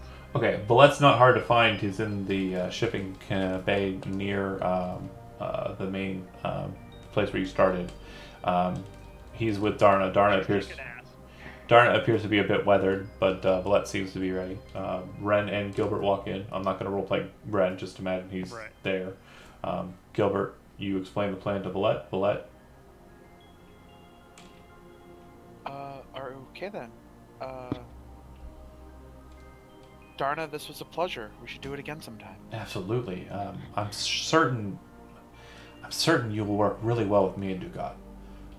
She still seems to be really excited about the whole situation. Looks like you found some people who are your cheerleader now. What do you think, Valette? Darna is a wonderful person, and I enjoyed playing with her. She looks Guys, beat up to me. they're totally going to do it. When you go Talk about Gilbert in the fur blog. when you go into the elevator and head back up the same way that you went up the first time, Gilbert, with Ren and Valette in tow, you come to the medical chamber and you move towards the door that Brox and Brack are in. It does not open. Doesn't seem there's any access for you to open it. But the medical bay or the place where Farron was sitting before is just around the corner there. Do you go and speak to him? Yeah, did we get Sam? As Did you you- say we picked up Sam? No, you don't know where he is. Oh, we don't know where Sam is. Yeah. Okay. Sam's in the great beyond. You know where Fogger is, and when you come to get him, he tells you, We'll grab I'm going to work on this. Whatever you say goes. That's fine. I'm okay with that. I just want to make sure that we're prepared for another attack like that. That's all. Okay. Sounds good. And Alright. when you go back up and enter into the medical bay, Farron kind of sees you entering the room and like annoyedly shuts his book. Okay, well, what can I help you all with? We'll make this quick. So I Okay. don't want to bother you, Farron. We just want to talk with our shipmates just for a little bit, and then we'll let them rest after that. I promise. They'll get a full rest. I'm sorry, little buddy, but like I said before when I pulled you out of the room, I did it for a reason. They need to get their full-on rest, and they need to stay in isolation in that chamber for the whole time that they're resting. Okay? What could I do to get you to change your mind? Is there anything? So let me explain to you why that's the case, and maybe you could try and decide whether it's worth your time and effort. They came in contact with an Elder Brain, and despite leaving the plane of existence that Elder Brain was on, we're still systematically, psychically linked to that Elder Brain. I've put them in isolation, and I'm trying to sever that connection by means of disinterest. I think 8 hours in containment with a psychic barrier about them will hopefully cause the Elder Brain to become disinterested in them and break the link itself. And if we hear them scream out in agony, then that means that the link has been broken manually. And if not, then we'll see what happens at the end of the 8-hour cycle, and then I will try and see what we can do past that to block that link. Thank you for explaining that to me, Farron. The safety of and well-being of my shipmates is of utmost importance. So Sure. I will definitely heed your advice. You're better at this stuff than I am. We'll come back and talk to them when they're done resting. We'll heed your advice after we get them. Well, not a problem. From medical officer to medical officer, I gotcha, man. Now, I will say this. If you want to let them walk about, they will have the link to the Elder Brain. I don't think Lady Robtier has any concern whether, the Elder Brain sees the innards of the ship, since we are a distance away and we have our own protections that get shifted onto the ship. But they won't get their full rest. They'll be a bit wounded, but if you want to take them out of there, that's fine. I can't hold them to it. I'm just telling you what my plan is. All right. We'll stick with what your first advice was. We'll let them stay in there. We'll talk with them afterwards. Okay, great. No big deal. And We're you- not going anywhere. You all are probably pretty tired yourselves. You should probably get some rest as well. I've got a couple of different beds open and available if you want to go ahead and lay down yourselves. Are you saying you have a bed in your room where I could just sleep while you're reading? No, he points over a I'm ways. just kidding, big guy. I can tell I'm annoying you. Don't worry about it. I was just kidding. He kind of smiles awkwardly at you. Flat gives like a knowing look from behind Gilbert's back, like, Yeah, she's like, "Yeah, like that. The two of you lock eyes, and there's just like understanding. Yeah. But if you want to, So you're paying. if you want to go ahead and rest up, that'd be fine. Add a character note. Basically, what I was hoping to do is speed cycle to a rest and then a wake up. If you don't want to play that game and you want to continue doing things, that's fine. But it's your No, I'm call. good with that. But So let's rest. everybody Get else- all your stuff back. Okay. Valette would, before resting, take 10 minutes to summon Star War again. The Pegasus. Okay. Oh, sweet. It doesn't. But like back at the ship, Okay. and Yeah, perfectly acceptable. Yeah, it doesn't look like there's many places the Pegasus can kind of march around here. But that said, 8 hours passes. In the middle of your rest, Broxgar and Brack, you do pass out and don't seem to have the same connection that you had before. Then a sudden agony kind of snaps into your brains, and you feel it kind of pulse, and you kind of wake up like in a heavy sweat. Farron is immediately in the room with you and kind of looking over you and kind of grinning as he does so, and kind of patting you down with a cold towel. And he says, "I knew it would work." Impatient bastard. Kind of grins. You get back to sleep. And that's what you remember from the middle of your rest and this weird kind of break. You're no longer psychically linked to the other brain. But after a fashion, you do wake up, and you can all reconvene back in the... where do you want to reconvene? Broxgar and Brack, I'll ask you first. You muted. I'm not really sure. I want to meet up with Ren. Would be like. Okay. So you head back to the shuttle to Time, and the rest of you all follow in turn. Right, Brack? Yeah. Okay. That said, after about 8 hours or so, you all reconvene back at the shuttle. If you did actually commit to a long rest, you are fully healed. Nice. And get all your spell slots back and all that business. Yay. I mean, who needs spell slots? Let's be honest. Right. You don't. Oh, I do. I really need them. But yeah, is there anything you want to discuss once you all get back together? Oh yeah, so Ren would definitely mention his conversation with Lady Robtier about what they do as scavengers/pirates, their goal to seek an essence that would allow for a greater lifespan, and her offer for us to work with them for them. Sam says he's on board. Ren would look specifically at Valette. I don't know how I feel about taking things from others by force.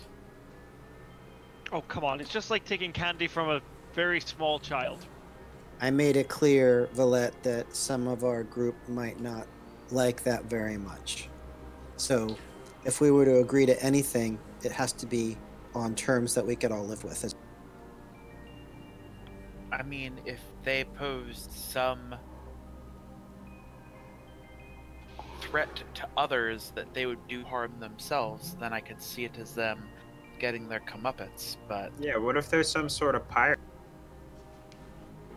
You know? Just out here trying to pirate each other. We're gonna be the bigger pirate. We'll take it before they take it. I'm seeing this as the next logical step. You know, I led a gang, soon I can lead a bunch of pirates. Just going through every single, like, scummy thing I can do. Eventually, I'll get taxes. We can start with this ship, and then I pull my guns out.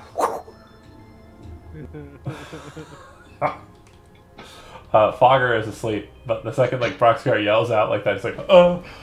He's sleeping in the pilot's chair, and he's like covered with like grease and dirt. And he's like, "What's going on?" And pulls out his guns. Ah! Are we taking the ship?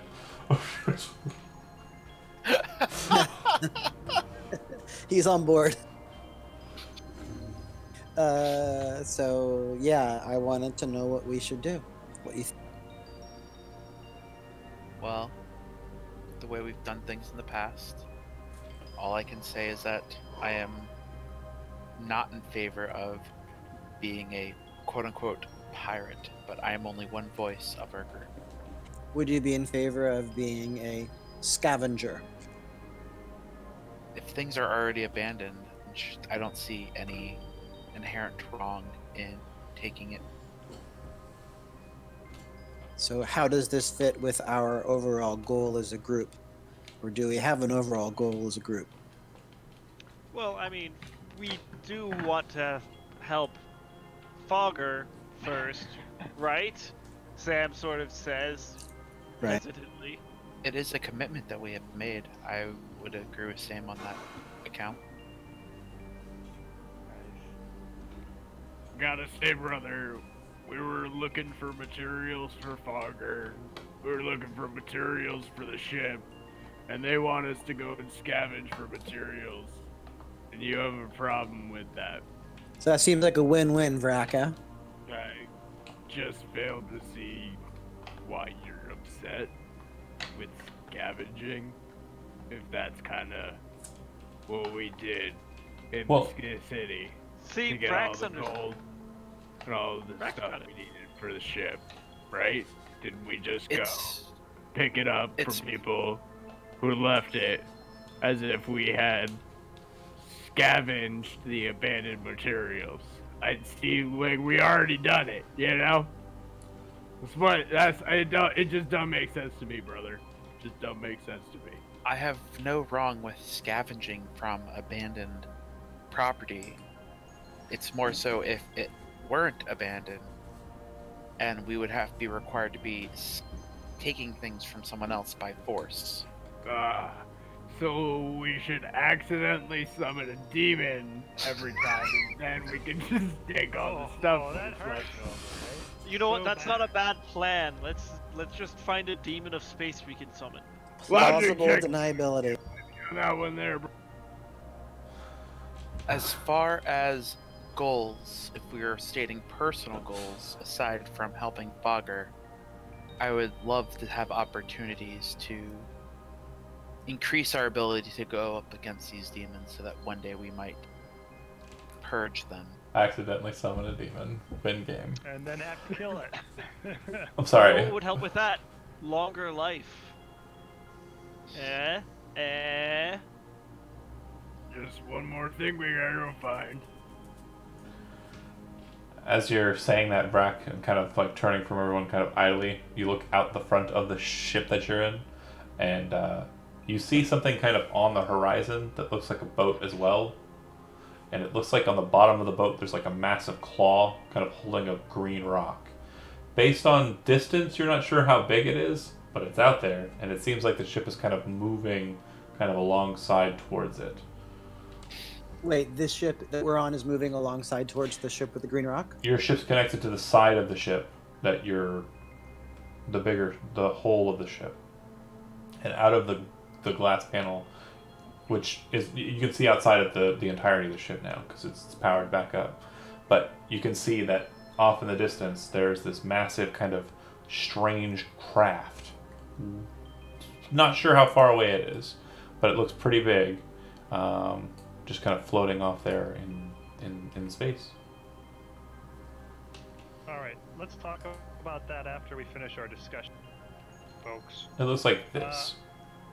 Ren, do you realize that if we make this agreement, you're no longer captain. We're basically working for whatever her name was. Yep. Lady Robe-tier. Robotier. Yeah, I do realize that. And that's not really a concern of mine. We just have to make sure we're doing the right thing as a group. I'm not sure, did you really discuss like what will she be commanding us to do stuff? Because I'm not sure if this is a democracy on this ship. They might have a captain that tells you to do something and you do it. I think that that might be the expectation. So that's why I'm coming to you. She seemed like she really wants me to make a decision, and I'm not going to do that without consulting the group. We can just say no and walk away. Well, Or I mean, we can set some terms. I could see that we could get a lot done on a ship like this. There are no rules in space. The rule is the strongest does whatever the hell they want, and the little people do whatever they want. So I don't think there's any real rules here. I don't want to like kill people for no reason at all, though. So like if they're monsters or if they're attacking us or whatever, I don't have a problem killing somebody. But Fogger. All right. What do let me you? finish what I'm saying. Little blue guy was a cleric. Yeah.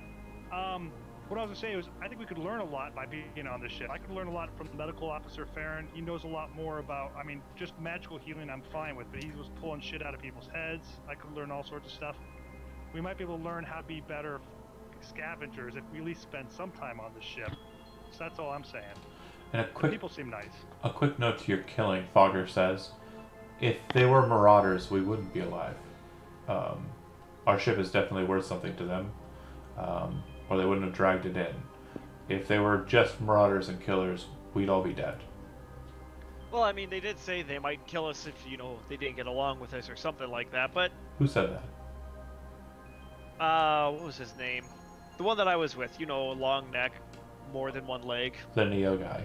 Cole Rami, I think his name was. Yes. Yeah, Neo. Yes. Right, but he said that, they seem to not decide to do that. Fair enough. Well, great, I guess. It's very interesting seeing a Neo guy in kind of parlance with others. They typically are very racially bound, and they're slavers. So that's interesting. But I'm not the type to call someone on what this is stereotype. Just it's a refreshing thing to see.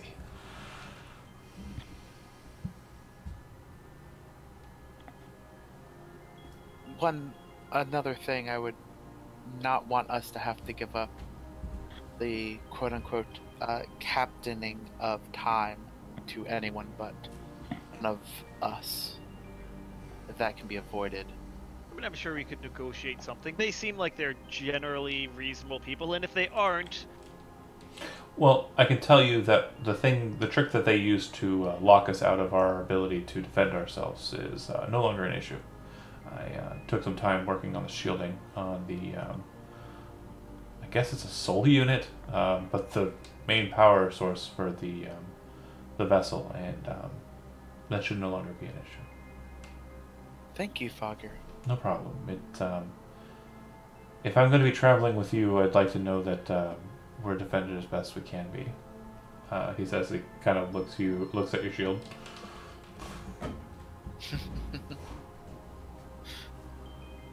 So, Fogger, out of curiosity, where do you stand on all of this? Obviously, Well, they said, things you need to get back to people. according to what Ren said, they're taking us to Tavernate, correct? Yes. Yeah. That's where I need to go, so that's Well, yeah, fine. but afterwards you need to go back, right? Yes and no. I suppose if I make a petition to this Lady Robtier, maybe we can expedite that process a lot faster than the shuttle. This vehicle time here would have been able to enact. It does seem that they are moving at a much faster pace, based on what I've been able to witness. We could get back to Urs, pick up my brethren, and be on our way.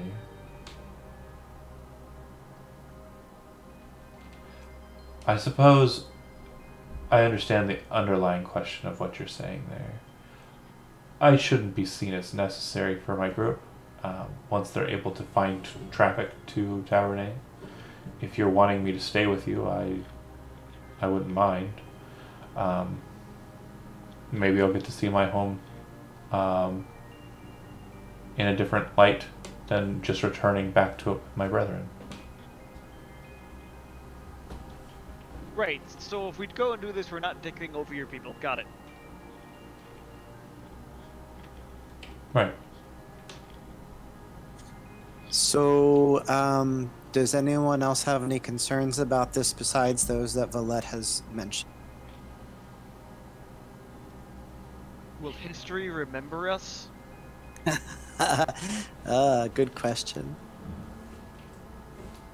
Valette, how about you and I talk to Lady Robetier and see if we can get this straightened out? But Ren, you're our captain. Okay, if you're I confident. voiced my concerns, and the decision is yours to make. John keeps on making that ship go on his screen. Sorry, I'm really happy with this flyer. It's great. Okay. So if Valette is okay with me representing the group, I'll go back and I'll talk to her and I'll negotiate. Okay. The door opens, and standing on the other side of the door is Lady Robetier. We're about 3 hours out from Tavernet. She kind of looked at you, her arms crossed. So, do take your time in thinking about your decision. And she looks behind you. Ren crosses his arms as well. Looks behind you at your group. I would hope that your crew is ready for descent. I suppose we can consider ourselves even on the knowledge basis, but not so much on the physical favors. Do you agree? Not so much on the physical favors. You mean like what they did with our ship? We rescued you, and you still owe me one? Ren, now's your opening. Go for it. Okay. Your point is well taken, and we can get to that in a moment. Well, more specifically, your craft. A number of our crew are interested in exploring a bit about it. It is definitely different based on what we were able to decipher from its exterior and our limited sightings of its interior. But I've told them we're going to leave that to you.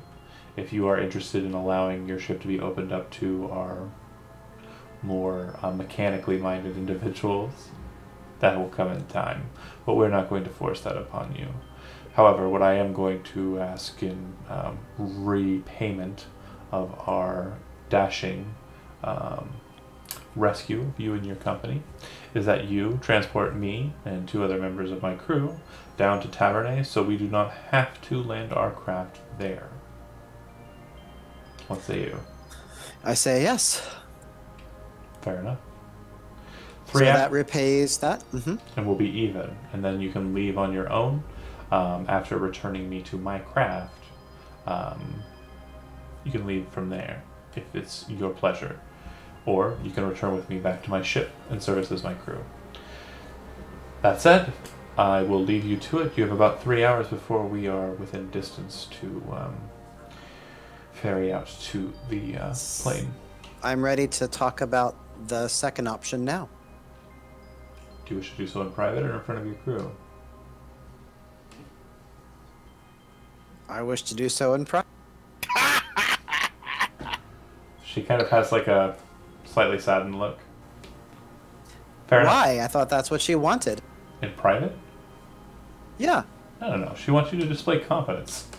Oh, I mean, I'm happy to do it. I'm happy to do it in front of the crew. No, out of character.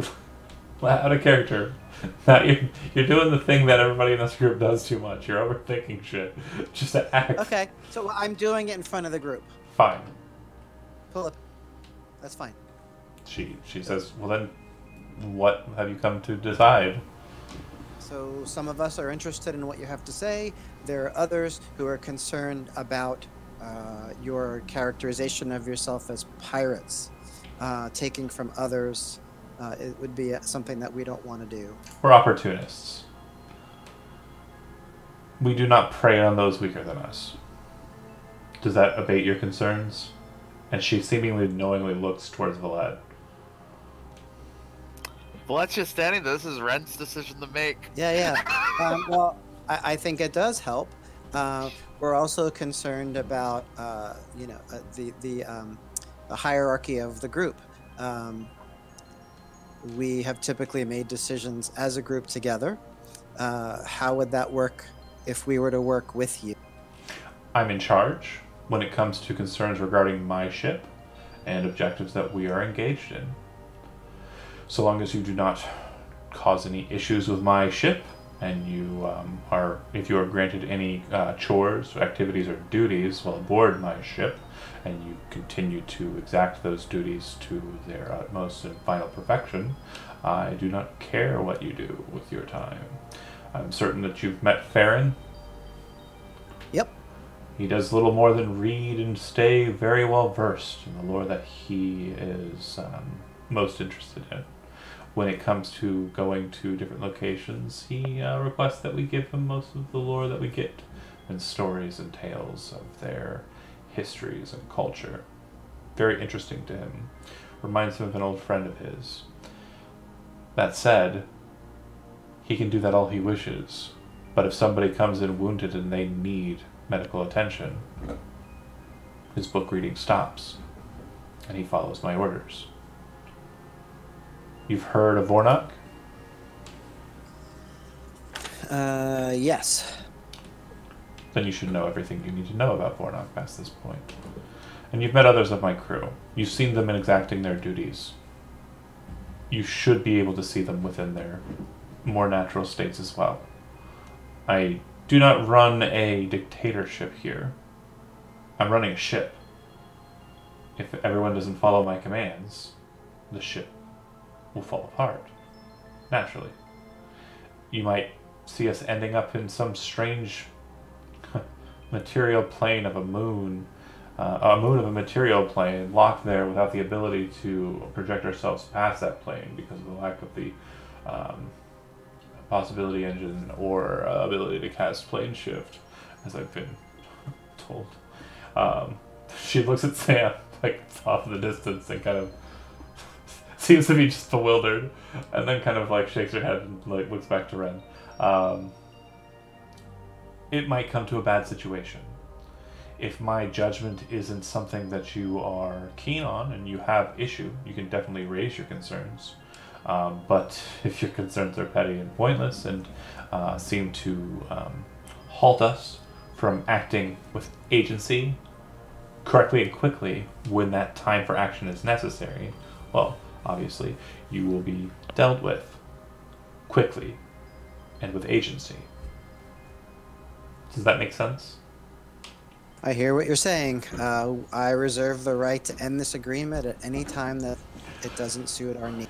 You would be here of your own volition. However, because we would be traversing far away from your home plane, if you end that arrangement while we are still requiring your duties to be engaged in between realms, you will be expected to continue your duties until such time we can relieve you on a place that's hospitable for you and yours. Is that fair? That is fair. All right. Well, I'll make sure that Vornok forges up the contracts, and we'll go ahead and get those before you in short order. Probably take a couple of days for the contracts to be bound in full, but if that's the case, make ready for Tavernet, crewman. She turns and walks out the door with her arms still crossed. Such a John NPC. Oh my gosh. Deposited leaves. Hey, Ron. Ron. Sorry. Hey, Ren. Hey, Ron. Ron Swanson here? Yes. No. Hey, Ren. I noticed. Look at this new uniform she gave us. You're like a red shirt. What's up with that? I got blue so I can hang around Farron. But... Nice. I mean, I think yellow. food and stuff. Yellow for Broxgar and for Brack and for Valette. Do I get the blue one? Am I Mr. Spock? We're next generation, so. Oh, next generation. You're not doing old school stuff. Yeah. TNG best Star Trek. Anyway. Agreed. I'm leaving you guys to yourselves to talk amongst yourselves. Fogger kind of shrugs. Do we know where she's heading after she gets out of the crystal sphere, or? No idea, as far as I can tell. She didn't say after Tabernae. Not even a hint? Huh. I don't know if I like Not that. here. She said she's seeking the essence that allows for greater lifespan. Yes, I have an idea, guys. Let me take a look at these contracts that she's, drafting up, and I'll just make sure there's nothing hidden in there and end it at any time. Like she said, it makes sense that if we do end it, we have to work out until we get to a certain point. Like if we were going to go to a planet, we can't just quit in the middle, and then we have to wait till we do what we're supposed to do. So that part makes sense. But let me check these contracts out, make sure we're not going to get screwed. Mm-hmm. Roll your lawyer check. Hey, bureaucracies, man. Contracts. Bureaucracy makes the world go round. Indeed. True, unfortunately. Or it grinds it to a halt. Also possible, yeah. Also possible. But I don't know. I think this could be a good thing, We'll see how this. We could always quit. What's nice, if we do the contracts properly, we could always quit, and then, something goes bad, we don't like it anymore. The thing in the distance definitely starts getting a lot larger. You can see in that picture up in the top right corner, small little ship kind of floating up near the top there. That's the size of the ship that you're on, compared to the rest of the massive thing off in the distance. So what you're saying is that is the USS Britain or something like that. Astute denotation of the. Yeah, I know. Fair enough. Go ahead, get inspiration. It does appear to have some sort of mining system underneath it on the bottom portion that's ripping apart what appears to be some sort of green-colored stone. But yeah. Looks like the Nostromo a little bit, or whatever that was. Yeah, big massive ship, I can see that. But it definitely looks like there's a lot of buildings on the top, and it looks like, from what you can see, it looks like there might be a barrier between the surface of that thing and the astral sea around it. Based on everything you can detect, Sam, it looks like it's a plane of existence. It doesn't look like it is just a ship. Right. But it doesn't look like a natural plane. It looks like it is a manufactured plane of existence. Do the structures, looks like it has houses and buildings, do they resemble any particular kind of structure that we've seen before? Are they dwarven in nature? Are they... You definitely see scope from across what you would recognize as architectural norms. You definitely see a lot of familiar sites. Some appear to have Ikashadi, which is kind of a Western society. The kind of more round patterned buildings. You see some dwarven structures, and they're kind of brass-covered structures and more angular shapes. You see some elvish-looking structures, but not as many. Definitely fewer in number. And you also see a lot that are just very rigid and very just kind of devoid of any kind of flair or architectural nuance, which you're not able to decipher as well. But yeah, it definitely does seem to be a smorgasbord of different kinds of architecture, all built up around this very strange architecture. Is the ship alive? I think I see like an eye. So in looking at it more closely, it does look like there is something massive underneath the front portion of the craft that does seem to be kind of undulating with movement, and it does appear that there are teeth kind of towards the center of that thing. It does appear that that is in the main section.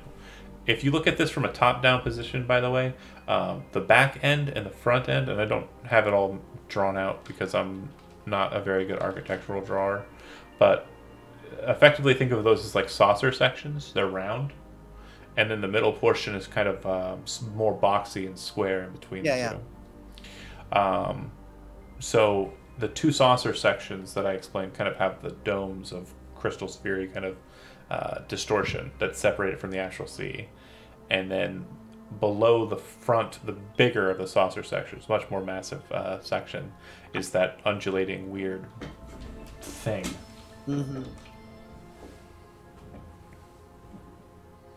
And the stone appears to be some sort of energy source, perhaps? Don't know. It does look like it's a mining operation of some kind. Okay. Alright. Anything you do in preparation between now and the time you get within distance to descend?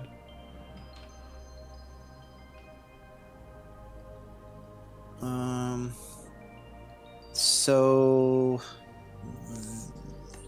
she wanted, Lady Robetier wanted to allow some of her crew members Her and two who are crew more members. mechanically inclined to check out our ship. Oh no, that's later. That's if you decide Okay. to allow them, if you trust them enough to do it. Okay. Yeah, so no, we have to bring them to the surface, basically. Her and two crew members, that's correct. Right. Alright. So is there anything that any of you want to do in preparation for your away team mission?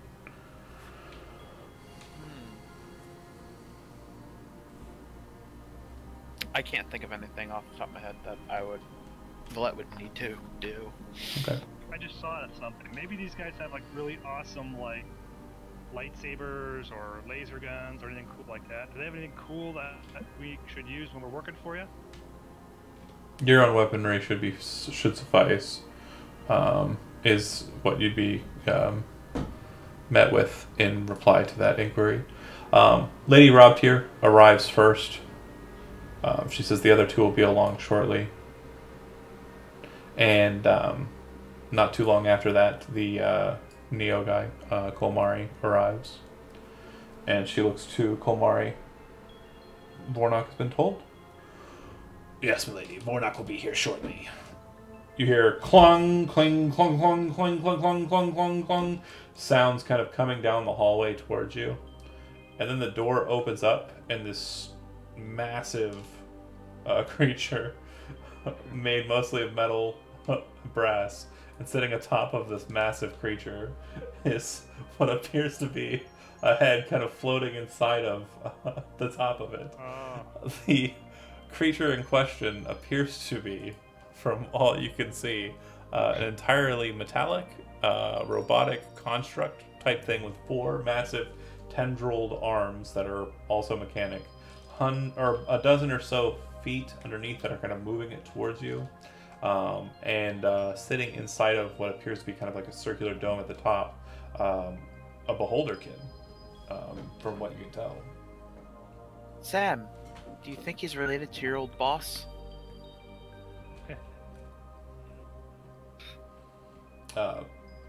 She looks to you all. He's actually, yeah, he's very excited. I'm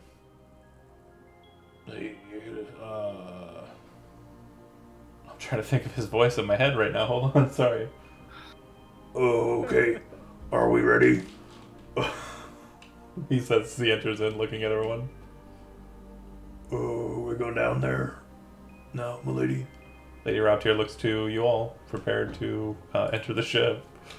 Yep. It Come might on be in. quite cramped for Vornok, but We have a cargo hold. Oh, no, he'll be fine. Don't worry about that. She says as she boards the craft and kind of walks in just past everybody. The same is true of Kolmari. And as you all board, you see that Vornak kind of moves to a different portion of this storage chamber and starts climbing up the wall towards the ceiling. And you see him kind of slowly pulling himself out a side passageway, presumably out into the astral sea. Then those of you that are inside of the ship see him on the side of the ship. His tendrils lash onto the sides of it, and he just plops himself down right on top. Holy shit. Now we've seen it all.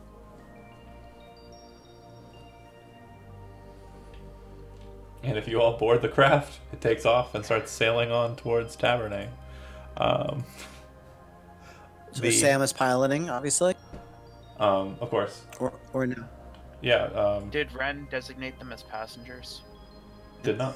Sure, I can. Okay. Do you? Yeah, I do. She immediately recognizes that something's happening, and she kind of looks up to hear the reply, and she says, "Interesting. Very, very interesting." And she seems to take note of it, kind of paying attention to it. Marvelous craft you have here.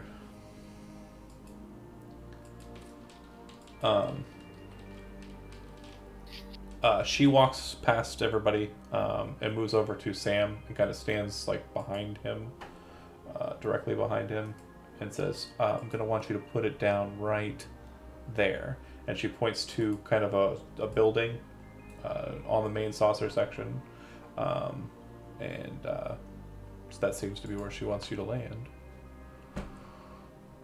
Do you take her, heed her command, or do you ignore her and fly wherever you want? I say, fine, we'll land right there. Okay. The craft passes through the astral and into their plane of existence with relative ease, and then you come down to land on the building's top that she denoted, which, if you look at the mapping of it, is actually one of the higher buildings. It's the one with the diamond pattern on the side of it, up at the top there. The craft lands with relative ease due to its very small size, and as it does so, everyone can see outside, except for the space that's being blocked by the beholder on top. It looks like about 10 or so individuals are coming out of the building and kind of moving towards you, towards where you landed. They all are wearing very shiny blue armor. They're all holding gold lances, and they're all moving kind of quickly towards you, as if they're kind of trying to set in between you and the building. It looks like they have blue skin, similar to Fogger's, and they don't have 4 arms like Fogger, though. And they all have kind of like a sheen of discoloration around their heads. The craft lands easy enough, Sam, no problems. And Lady Robtier kind of steps out, raises her hand up to the individuals, and then says something aloud, which you all understand, but it doesn't look like she's speaking the language. Again, it's the weird tongue situation. And they all kind of stop their defensive posture and kind of hold themselves to him. She looks to Vornok. "You have your R&R, take it." She looks to Kolmari. "You're with me." And then she looks to the others. "I presume you had business in this plane from beforehand. Engage in it." She looks to Ren, walks over to him, and hands him a pink polished quartz stone. And then she raises up the pair of it. "If you have any need of me, speak into the stone. Speak my name first. If I have need of you, I'll do likewise." When shall we meet again? "When I'm ready." And she puts the stone in her pocket. And she leaves you right there on the dock position of the plane of Tavernay, saying over her shoulder as she goes, "It'll be a few hours." Alright, that said, I'm going to go ahead and call it a night. Unless you want to continue role-playing on your own and kind of moving through the city, that's entirely up to you. But I know I'm tired, but I don't want to stop you guys from playing. If you are all tired as well, then we can go that route. Why are there 2 Andys? I think my program just stopped. Fair. Strange. Yeah, it's totally frozen. Oh my goodness. Okay. Hello. So, Anywho. do you want to roll around the city Going for a to say, bit? I am also on the tired end of things, and I also want to try to do a grocery run tomorrow early, so Okay. Be safe. Is that all right with everybody? Next session we start the Are you process social of distancing me? yeah. Well, Is that what you're doing, man? I get it. Yeah, I'm not social distancing you. I was talking to Sam, but Oh, I'm just saying. Like I've been up since 6 or 5:30 technically, but if you want to continue, I can. No worries. Yeah, yes, no worries. I'm also tired. Okay. All right. Well, then we'll pick up next session. The start of you rolling around. You'll have the city to your own, and you can learn a little bit more about Tabernet, the plane on the edge of existence. All right. Awesome. Thanks for watching. I'm gonna go ahead and kill the stream.